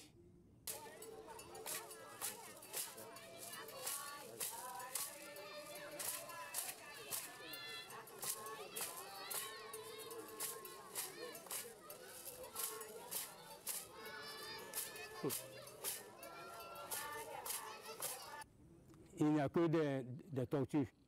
Pourquoi il y a des tortues dedans? Bon, moi-même, je ne peux pas définir parce que d'avant, si la pluie tombe, on voit les tortues partout. Et comme c'est une eau qui ne tarit pas, pendant la saison pluvieuse, il y a l'eau. La saison sèche aussi, il y a l'eau. Je pense que c'est à base de ça que les tortues viennent. L'histoire présente la source comme intarissable, sur laquelle veille le Dieu invisible. Mais attention, toutes ces gens qui viennent savent bien qu'il ne faut surtout pas réveiller un chat qui dort. C'est un fleuve dangereux. Ça trace les choses là, l'arc-en-ciel. Et là-haut, là, ça, s'ils sont comme dans là, en français là. C'est un fond, non? Oui, divinité. Divinité, quand ça sort là, ça prend l'homme. C'est dangereux. On vénérait ça. Pourquoi vous avez abandonné ça maintenant? C'est la religion. Bon, celui qui est en règle comme ça, celui qui a de menstruation, n'a pas le droit de venir. Celui qui allait son bébé, c'est-à-dire celui qui a fait bébé, ça n'a pas duré, ne doit pas venir. Aussi, si tu portes de pain rouge, tu ne dois pas venir ici. Les descendants de la collectivité Arodjagui, qui réclament une proximité avec cet endroit, se sont engagés à en faire un lieu de pèlerinage annuel pour mobiliser les jeunes autour de l'histoire de cette eau, témoin vivant de leur histoire.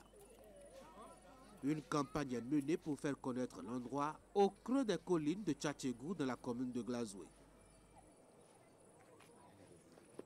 Bon, je vais dire, ça fait 3e année que j'entends parler de ça quand même. Donc, je n'ai jamais visité. Donc, quand j'entends parler de ça, ils ont programmé pour cette année. J'ai dit que je vais passer pour voir ce qui est là quand même. Ceux qui connaissent l'histoire de ce cours d'eau confient qu'il est plus docile maintenant. moins exigeante que par le passé. Le temps et l'éloignement progressif des hommes ont créé une distance avec les lieux et le maître invisible qui traverse le temps. Une flamme que la collectivité à Rodjagui travaille à raviver pour éviter qu'elle s'éteigne et plonge un grand pan de leur histoire dans le noir épais de l'oubli.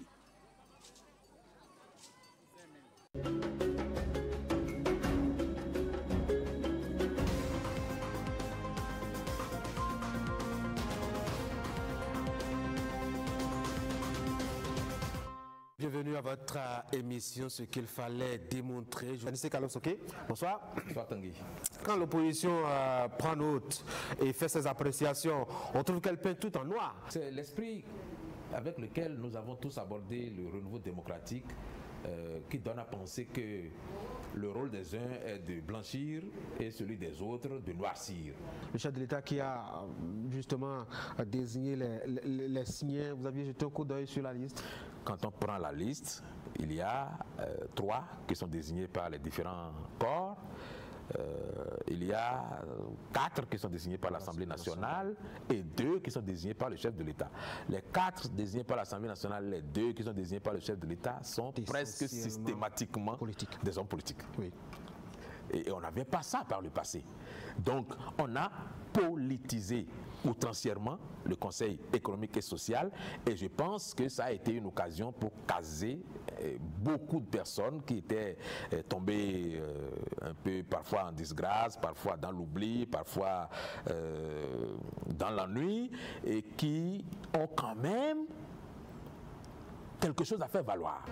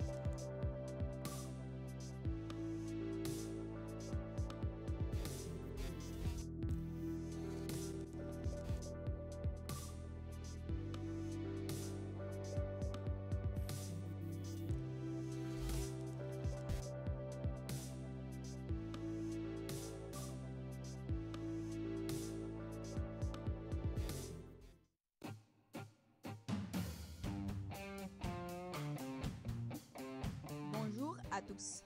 Bienvenue dans Une date, une histoire, où nous célébrons aujourd'hui le 105e jour de l'année en l'honneur de Saint Paterne. Chaque 15 avril, le monde célèbre la Journée mondiale de l'art en hommage à Léonard de Vinci, symbole de créativité universelle.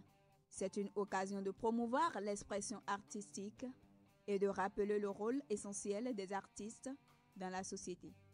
Au Bénin, cette journée est marquée par diverses initiatives mettant en valeur les talents locaux à travers expositions, spectacles et ateliers.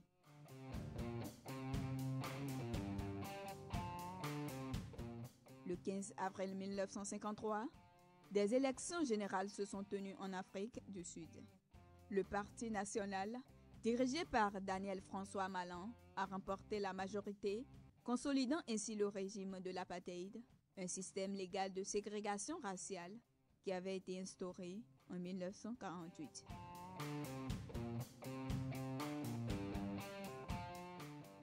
« 15 avril 1958, la première conférence des États africains indépendants a eu lieu à Accra, au Ghana, pour promouvoir la solidarité africaine et soutenir la décolonisation, notamment en Algérie. Cet événement a préparé la création de l'Organisation de l'Unité africaine en 1963. «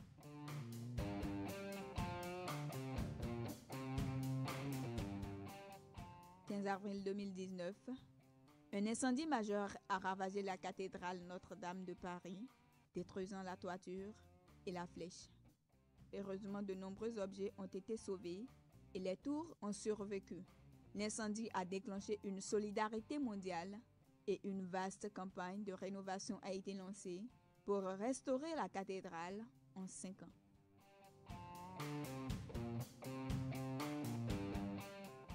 « 15 avril 2023, une guerre civile éclate au Soudan entre l'armée régulière et les forces de soutien rapide après des tensions sur la transition vers un pouvoir civil. Le conflit cause des milliers de morts et une crise humanitaire majeure.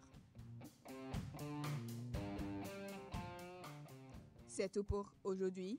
Merci de votre attention. À demain pour de nouvelles histoires.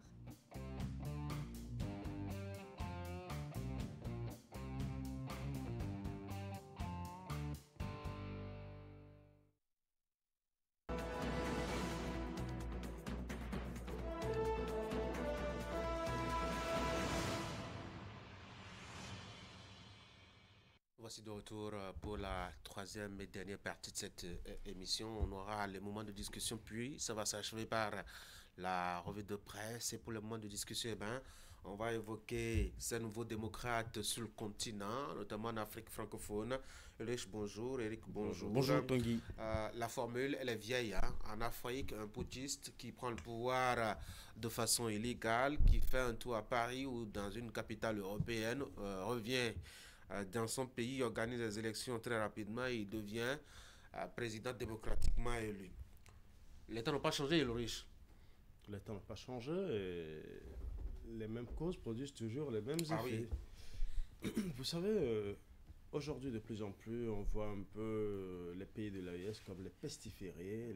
Je veux parler des dirigeants militaires qui sont au sommet de l'AES. On se dit, bon oui, ils sont venus par les armes, ils se posent par les armes, ils restent au pouvoir par les armes, ils veulent gérer le pays par les armes, et c'est eux les tout-puissants, disons les hommes forts de leur pays.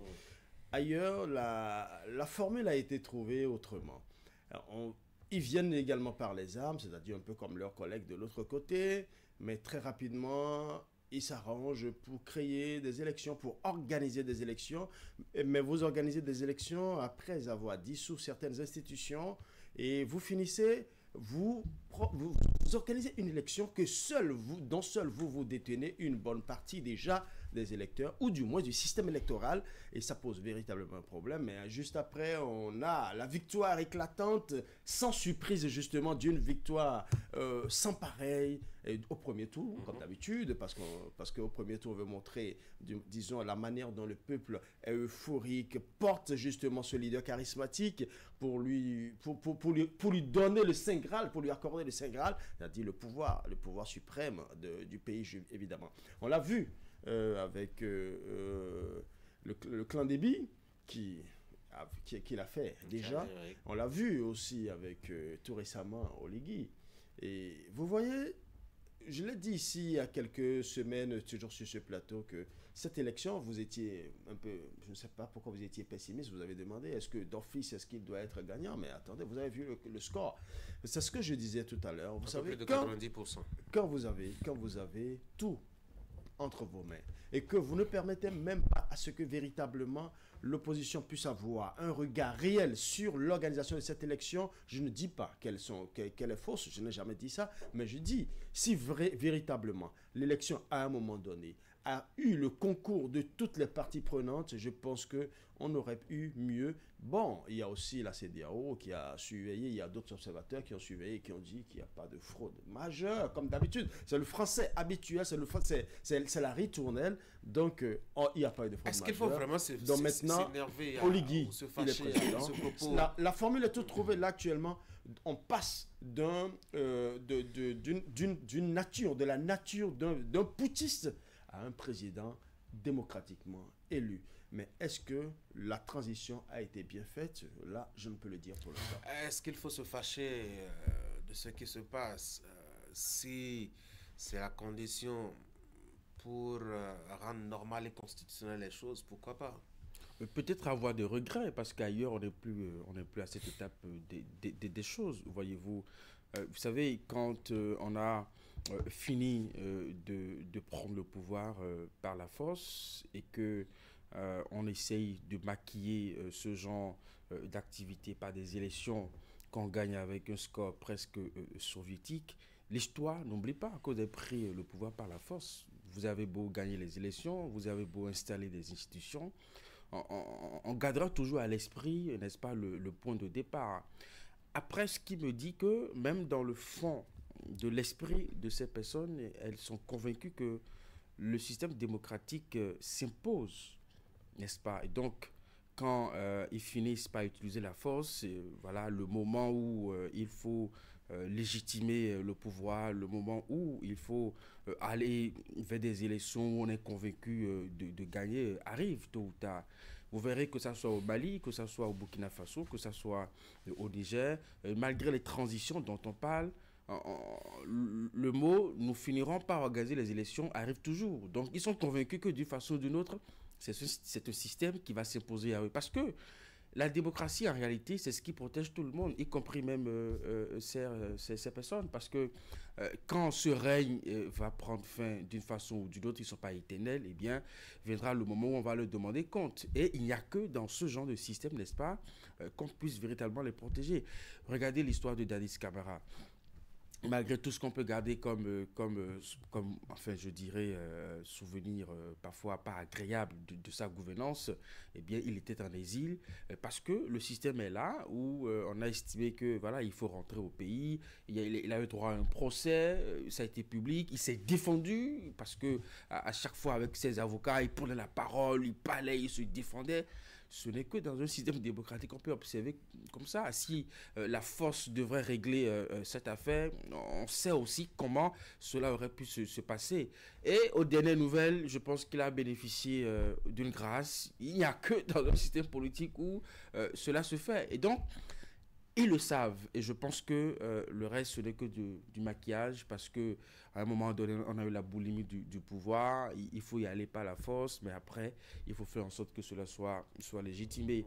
Est-ce que les citoyens ou les peuples au niveau de ce pays se rendent compte véritablement de ce qui est en train de se jouer? En tout cas, le Gabonais, il est parti pour un mandat présidentiel. Il va prêter serment comme les autres chefs d'État dans toute démocratie. Je pense qu'il reçoit déjà des messages de félicitations. J'ai lu un article où Emmanuel Macron l'a reçu au téléphone. Et voilà comment ça évolue. On oublie qu'entre-temps, on a pris le pouvoir par la force. Parce que je dis, si, comment on dit, démocrate il était, ou qu'il avait vraiment envie de rendre service à sa nation, il a pris le pouvoir en plein processus électoral. Il pouvait faire d'autres options, aller vers le recomptage des voix pour que le meilleur puisse gagner, ou suivre ce que la Constitution dit. On remet le pouvoir au président de l'Assemblée nationale qui organise les élections dans un délai raisonnable, et il suit, n'est-ce pas, et il fait ce toilettage, n'est-ce pas, et on l'aura remercié, n'est-ce pas, pour avoir joué ce rôle. Il avait la possibilité de prendre le pouvoir, mais il ne l'a pas fait. Je pense que cette façon de voir les choses aurait plus peut-être marqué les esprits. Mais je pense que le pouvoir est ce qu'il est. Et puis, nous en sommes là. Vive la démocratie. Carrément. Je vous vois en train de condamner le procédé, mais ça a quand même fait des réussites par le passé. Je me rappelle qu'un certain, mettons quoi, Muammar Kadhafi a pris le pouvoir par les armes, notamment en renversant le roi Al-Senoussi. Et on a vu comment il a développé son pays. À part lui, juste à côté de nous, on a vu le Ghana de Jerry Rawlings, qui quand même a pris le pouvoir par les armes. On sait comment il a travaillé à remettre justement sur la voie de la démocratie son pays. Je ne veux pas parler du Nigeria aussi, où quand même là aussi, on a quand même mis un terme, je dois dire, la succession des putsch. Par le putsch et l'instauration de la démocratie, il viendrait par l'esprit d'un Nigérien d'aller faire un coup d'État aujourd'hui. Donc quelque part, il n'y a que le coup d'État peut être un remède justement à l'errance. C'est trop facile de le dire. Ah oui, c'est vrai qu'il y a eu des cas. Mais vous savez, c'est parce qu'il y a eu ces cas qu'on va toujours passer par la voie des armes avant de revenir à un système démocratique. Est-ce qu'il faut chaque fois tordre le cou au système démocratique, chercher plutôt un raccourci pour revenir encore au système démocratique, puisque c'est de cela qu'il s'agit? Vous savez, ça me rappelle une blague que j'ai lue entre-temps sur la toile, et il s'agissait d'un Américain, d'un Français, d'un Européen et d'un Africain qui parlait. Et l'Européen dit, écoutez, chez nous, notre système électoral est tellement bien développé, en une journée, déjà, nous connaissons celui qui a gagné. Et l'Américain dit, écoutez, votre système n'a pas trop évolué, nous, en quelques heures, nous savons déjà qui a gagné. Et à l'Africain de dire, écoutez, que ce soit l'Européen ou l'Américain, mais vous êtes encore trop loin. Nous, avant les élections, on sait qui a gagné. Donc, c'est ce système-là qui pose véritablement problème. Est-ce qu'avant les élections, on peut déjà tout mettre en place pour se garantir une élection, pour se garantir le pouvoir, et après maintenant venir dire, ouais, il y a eu élection. Je pense que là, nous sommes en train d'assister à des parodies de système démocratique. Parce que on vient en tordant le cou au système démocratique. Pourquoi ne pas passer par le système démocratique et s'insérer dans la ligne? Parce que le système démocratique a établi les élections, a établi la transition. Pourquoi si la démocratie a permis à un régime de s'enraciner et d'être indéboulonnable, est-ce qu'il y a des élections? Justement, est-ce qu'il y a souvent des élections? Je sais qu'il y a certains qui ont verrouillé les élections, et c'est en cela que justement George Weah disait qu'il y aura toujours des coups de force lorsqu'il y aura toujours des coups d'État constitutionnels. George Weah l'a dit, et il a donné l'exemple, il a perdu les élections, il est parti tranquillement. Et aujourd'hui, il se sent à l'aise au sein de son peuple, et il est même encore plus adoubé actuellement par son peuple que celui qui est là actuellement. C'est pour faire comprendre que ce n'est pas parce que le système est comme ça, est vicié, qu'il faut tordre le cou au système démocratique, rentrer dans le système par les armes, et finir maintenant par faire du abracadabra et se retrouver dans le système démocratique d'un seul coup. Je pense que c'est trop facile, ça. Alors, vous avez donné de bons exemples. Faisons attention au contexte et à la période.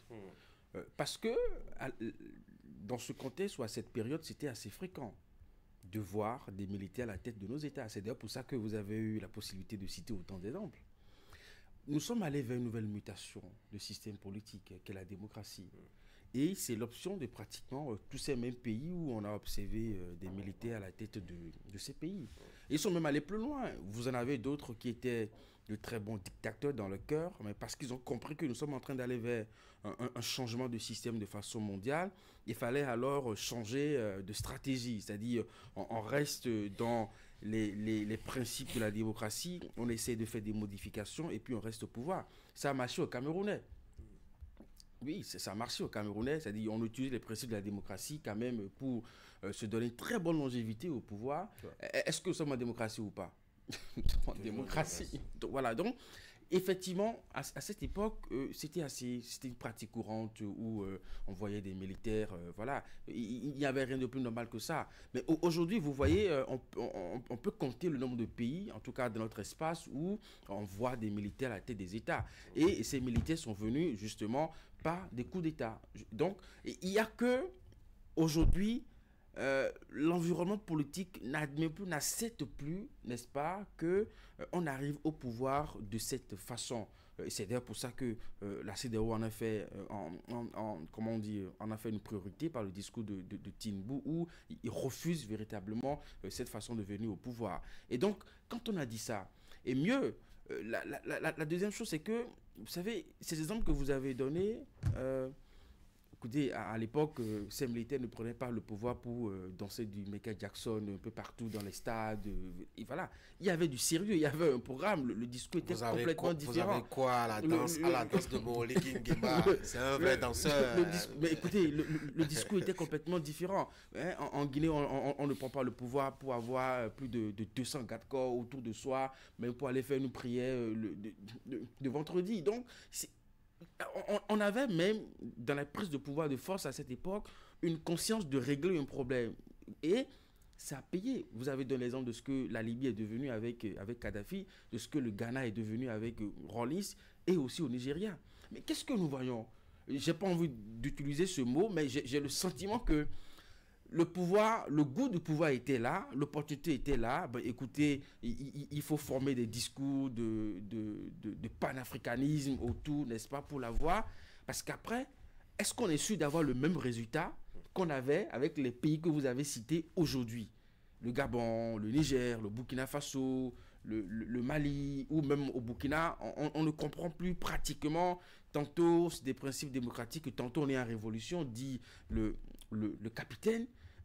Il n'y a plus de parti politique et on ne comprend plus rien. Et donc, je pense que, et c'est ce que Ulrich a évoqué, on dit oui, c'est la force qui vient, mais en même temps, subitement, on les voit encore dans la peau de bons démocrates. Finalement, on se dit, mais on joue à quoi finalement? Donc, je pense que c'est là toute la différence avec les peuples. Oui, mais quelque part, les peuples sont complices aussi, non? Parce que si les Gabonais ne sont pas sortis pour voter samedi, on va proclamer des résultats et célébrer là encore, vous savez comment ça se passe chez nous en Afrique. Ça se passe comment? Oui, mais ça se passe avec tout le moyen qu'on met à disposition, n'est-ce pas, pour l'achat de conscience. Eh bien, écoutez, s'il vous plaît, on a quand même vu des candidats distribuer des voitures. Ça, c'est quand même quelque chose d'assez extraordinaire dans une campagne électorale. Je ne sais pas si le vis-à-vis, le candidat de l'opposition avait ce moyen, cette capacité. Donc, il y a ça. Et mieux, Tanguy, oui. Qu'est-ce que je fais? Complice ou pas, qu'il y ait élection, il faut qu'il y ait des électeurs. Oui, il faut qu'il y ait des électeurs de toutes les façons. Donc, les électeurs sont sortis. Bon, le résultat est là. Maintenant, j'espère que maintenant que on a quitté la peau d'un militaire pour un civil et maintenant pour un président démocratiquement élu, on va calmer son ardeur et s'occuper des réels problèmes des Gabonais. On va essayer de mettre un peu fin à cette distraction que nous avons vue depuis la prise de pouvoir par la force jusqu'aux élections. Parce qu'il y a du sérieux à faire. Quand il est quand même question d'un pays, il y a du sérieux à faire. Le riche, vous savez, on disait que les peuples sont complices. Et bien évidemment, même si Eric semble les dédommager en parlant de corruption massive, c'est parce que justement vous êtes corruptible. Quand vous avez une voiture, vous prenez pour voter. On ne peut évidemment pas dissocier la responsabilité du peuple. Vous savez, il y a deux choses à comprendre au niveau du peuple. Il y a d'une part l'extrême précarité dans laquelle on positionne le peuple et subitement on lui fait miroiter quelque chose qui va changer et le peuple se dit alors si ça paraît beau, alors, mais on sait que les promesses électorales n'engagent que ceux qui y croient. Le deuxième aspect, nous avons face à nous un peuple qui, à un moment donné, se dit « Nous sommes fatigués d'une dynastie. Nous sommes fatigués d'une famille. Nous sommes fatigués de voir souvent les mêmes personnes qui dirigent. Mais très souvent, on le fait par euphorie. Mais quand les données changent, l'euphorie s'estompe. La désillusion s'installe. Et on commence maintenant par voir les vraies réalités. Moi, je veux bien voir Brice Oligui Nguema faire exactement tout ce qu'il a dit. Et il a aussi dit que si après son mandat, s'il n'arrive pas à le faire, de le chasser du pouvoir. Qu'est-ce qu'il veut dire par là? Vous savez, quelqu'un qui est venu par les armes, qui a réussi à militariser, pratiquement l'ensemble du pays, qui mettait le pays sous son joug, à un moment donné, décide d'aller aux élections, qui va en campagne avec les moyens de l'État, face à ses adversaires, qui mettait toutes les institutions de la République sous son joug, et il va aux élections avec... Je n'exagère absolument rien. Nous avons tous observé les faits. Et vous constatez que quel opposant, parmi ces adversaires, qui parmi eux peut dire qu'il a eu véritablement les coudées franches pour aller à ces élections-là? Nous avons tous observé. Vous savez, nous ne sommes pas ici pour juger les personnes, mais nous observons les faits. Vous, quelqu'un qui a le pouvoir, qui mettait le peuple sous un joug militaire, s'il vous plaît, et qui, pendant tout ce temps, a mené les campagnes. Vous savez, les élections, c'est d'abord une histoire d'argent. En Afrique, ça a toujours été comme ça. Si les opposants n'ont pas eu la possibilité d'avoir les moyens de l'État... L'élection, c'est une question de moyens, hein, partout dans le monde. Partout dans le monde, oui. Mais en Afrique, il y a une exception. Quand vous avez un peuple qui croupit dans la misère, qui croupit dans une extrême précarité, et quand vous venez et que vous leur faites miroiter que demain sera meilleur, que le soleil va se lever sur leur toit et que le panier de la ménagère qui autrefois était troué sera subitement bouché et sera renfloué, mais ce pauvre paysan, il sera obligé de vous croire, il sera obligé de vous accompagner parce qu'il va se dire, voilà mon sauveur, voilà le Messie. Mais la désillusion, est-ce qu'elle ne sera pas au rendez-vous? Je veux bien croire aux promesses de Brice Oligui. Je veux bien croire aux promesses de ces hommes qui viennent par les armes et qui se retrouvent subitement dans la peau de démocrates. Je veux bien les voir faire mieux que ceux qu'ils ont renversés par les armes. C'est ça justement le plus important. Est-ce qu'ils pourront faire mieux que ceux qu'ils ont renversés officiellement par les armes et dont ils prennent maintenant les attributs officiellement, démocratiquement? Est-ce qu'ils pourront véritablement faire mieux? Parce que une chose est d'être un bon candidat, mais l'autre chose est d'être un bon président. Il y a beaucoup de présidents démocratiquement élus qui ont été très bons candidats, adoubés par le peuple. Mais quand ils sont venus au pouvoir, je dis bien, là je parle des démocrates qui sont venus par les élections, qui pendant longtemps ont été très bons candidats, adoubés par le peuple. Mais quand ils sont venus au pouvoir, qu'est-ce qui s'est passé? On a vu la désillusion, on a vu la déception du peuple, on a vu la frustration du peuple. Est-ce que véritablement ceux-là qui ont forcé, qui sont passés par les armes et qui aujourd'hui se retrouvent par un tour de magie, un tour de passe-passe subitement démocrate, est-ce qu'ils pourront faire mieux que les démocrates pontins qui ont pris le pouvoir? Quand le pouvoir change de main de cette façon au niveau de ces pays, certes, on peut, comme on dit, pas euphorique, comprendre la position du peuple, mais en même temps, on peut se poser la question de quels moyens dispose le peuple pour un moment donné, même si le peuple a commencé par avoir des éléments de déception, n'est-ce pas, pour réagir. Écoutez, quand vous voyez en Guinée la désobéissance, mais quand vous voyez, oui.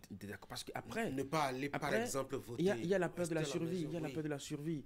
Quand vous voyez, comment on dit, le monsieur Doumbouya, regardez comment il est armé avec voilà, même pour bouger d'un point A à un point, mais regardez comment il sort. Mais écoutez, pour un citoyen qui voit ça, mais ils sont les hommes forts du moment, ils sont les hommes forts. Peut-être en attendant, peut-être de se dire, bon, qu'est-ce qu'il faut faire face à tout cet arsenal d'hommes humains équipés, suréquipés et puis tout ça? On est obligé peut-être de subir le temps, n'est-ce pas, de voir clair dans ce qui va se jouer. Voilà. Pareil pour Oligui, qui est quand même de l'armée et qui, d'une façon ou d'une autre, en termes de rapport de force, contrôle quand même un certain nombre de choses au niveau de l'armée. C'est une force en présence. Il faut aussi tenir compte de ça.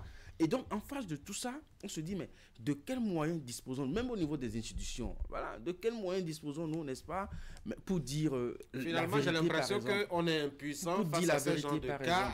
Et dès lors qu'ils organisent des élections pour redevenir ou devenir démocrate, ça va bien inspirer d'autres personnes à faire des coups d'État. Oui, et c'est en cela qu'il faut toujours décourager les prises de force, les prises de pouvoir par la force, parce que ça ne sécurise personne, y compris même les auteurs. Parce que vous l'avez fait, ça a été vu, on sait un peu par quel mécanisme vous le faites, et c'est même encore dans vos rangs. Parce que vous n'êtes pas la seule personne à porter l'uniforme au niveau de l'armée. Donc, d'autres personnes aussi peuvent exprimer ce genre d'envie, ce genre de désir, n'est-ce pas? Et ça va s'enchaîner. En tout cas, nous avons vu dans un autre pays voisin qu'on est venu par la force, mais déjà, il y a eu d'autres tentatives de coup d'État qu'on a déjouées. Et c'est une forme d'instabilité, n'est-ce pas, qui se crée. Et donc, peut-être que quand rapidement on trouve la formule à la gabonaise, vous savez, la transition n'a pas trop duré, et puis tout ça, et l'élection est venue, cela peut être un effet de calmer un peu les ardeurs. Bon, finalement, le pouvoir est légitimé, ce n'est plus la force, n'est-ce pas, qui s'exprime, mais c'est la volonté du peuple. Tout compte fait, aujourd'hui, qu'on le veut ou non, il nous faut regarder Oligui autrement, parce que voilà, il y a une élection qu'on le veut ou non, il y a une campagne électorale, voilà, et il y a un président élu. Donc on peut on peut comprendre par là que c'est les Gabonais, n'est-ce pas, qui ont fait ce choix, et à partir de ce moment, il peut justement dérouler son tapis rouge. Je sais que dans les autres pays, il faut observer de près cette transition qui dure de jour en jour, de mois en mois et d'année en année, et voir est-ce que finalement on n'ira pas aussi vers les élections. Mais je pense que, qu'on le veut ou non, nous avons aujourd'hui une société civile qui, quand bien même il y a une forme de musulman, qui quand même essaye d'agir, essaye quand même de faire entendre sa voix pour qu'au niveau de ces pays, on puisse aller forcément vers des élections et que le peuple ait son mot à dire. Aller vers les élections, oui, mais aller vers les élections en respectant les tests, je préfère. Les tests sont assez clairs à ce niveau. Normalement, c'est le président de l'Assemblée nationale qui devrait... Ah, mais il y a quand même aussi le cas du Niger qui nous intéresse, parce que là aussi, on est passé sans une élection. Sans transition. Non, on est passé sans transition à la démocratie. Là-bas, c'est sans transition. Non, il y a une transition, parce qu'il y a eu une rencontre qui a mobilisé tous les acteurs de la société. C'est ça, moi, j'appelle ça. Et c'est à cette rencontre qu'on a décidé j'appelle simplement sans transition, parce qu'au moins quelqu'un a créé une transition ici qu'on appelle élection, même si l'élection devrait, je dis bien devrait être organisée par quelqu'un d'autre, ou du moins pas un autre le président d'une autre institution, mais puisqu'on a le pouvoir, et puisqu'on se dit tout puissant, et qu'on a tout le monde sous le joug, on peut organiser soi-même les élections, et être soi-même candidat. Vous savez, être jugé parti, c'est toujours facile de gagner.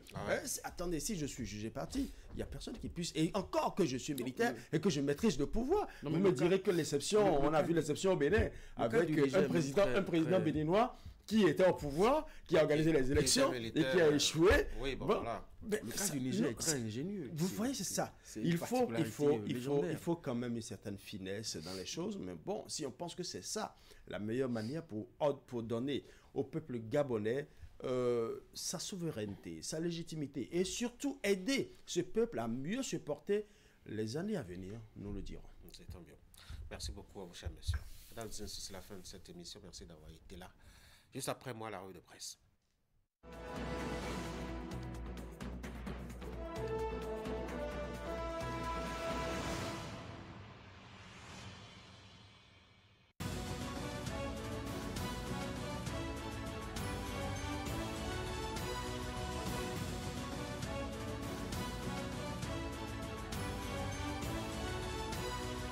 Monsieur, bonjour. Joseph Djogbenou est-il le réformateur à abattre à quelques mois des élections générales au Bénin? Grosse interrogation affichée à la manchette de l'emblème du jour dans sa parution du jour. Selon le journal, à mesure que l'échéance électorale approche, le climat politique s'apaissit de manœuvres, de calculs et de tentatives d'affaiblissement ciblés. Au centre de cette agitation, Joseph Djogbenou, figure montante du renouveau politique béninois, juriste émérite, réformateur infatigable et homme de conviction. Un homme dont la trajectoire dérange, selon le Canard. Certains, tapis dans l'ombre ou agissant à visage à peine couvert, s'acharnent à freiner son ascension. Dans les couloirs feutrés comme dans les attaques voilées, tout semble indiquer une stratégie bien huilée pour salir, discréditer, isoler. Et pourtant, il apparaît évident que ces tentatives sont vouées à l'échec, fait savoir l'apparition. Car selon elle, Djogbenou incarne aujourd'hui plus qu'un simple nom dans l'arène politique. Il représente une vision, une rigueur, un idéal de gouvernance fondé sur le droit, la transparence et le courage de réformer. Et c'est justement cela qui irrite certains intérêts figés dans l'ancien monde. Le temps de la justice politique et de vérité des urnes approche, et ce jour-là, chacun portera sa responsabilité, conclut l'emblème du jour. Le matinal revient sur la position critique du député Victor Tokpanou au sujet de la suspension du chef d'arrondissement de Glodjigbe dans la commune d'Abomey-Calavi. Début mars 2025, rappelle le journal, Gilbert Setonji Boko a été suspendu pour faute grave en raison de non-observance de l'obligation de réserve. Le maire de la municipalité d'Abomey-Calavi, Angelo Ahouandjinou, a précisé s'être référé aux articles 119, 183 et 184 du Code de l'administration territoriale. Face à cette décision, le député Victor Topanou n'a pas mâché ses mots et a fait part de son indignation, qualifiant cette sanction de plus grand choc qu'il ait reçu depuis son mandat. Il considère que cette mesure est profondément injuste et soutient que les reproches formulés à l'encontre de l'élu municipal relèvent tout simplement d'un délit d'opinion. Selon le parlementaire, le chef d'arrondissement déchu n'a commis aucune faute administrative. Pour le député, la manière dont le problème a été géré met en lumière les divisions internes au sein du parti Union progressiste Le Renouveau. La Sénat et l'ANIP en synergie pour une liste électorale informatisée fiable dans le cadre des élections générales de 2026 nous apprend fraternité. En vue de garantir un processus électoral transparent et inclusif, explique la parution, la Commission électorale nationale autonome et l'Agence nationale d'identification des personnes renforcent leur collaboration. Une séance de travail s'est tenue lundi 14 avril pour aborder les enjeux techniques liés à la LEI. À l'occasion, les échanges ont porté sur une série de points cruciaux, notamment la création de nouveaux centres de vote à la demande des populations, l'arrimage efficace des électeurs aux centres existants, la structuration et la présentation des listes électorales et des listes d'émargement par poste de vote, la fourniture des statistiques détaillées sur la LEI, le découpage technique des arrondissements plus vastes ou comptant plus de 100 postes de vote, le format de la transmission de la LEI et des statistiques y afférentes à la Sénat et d'autres besoins spécifiques formulés par l'institution électorale.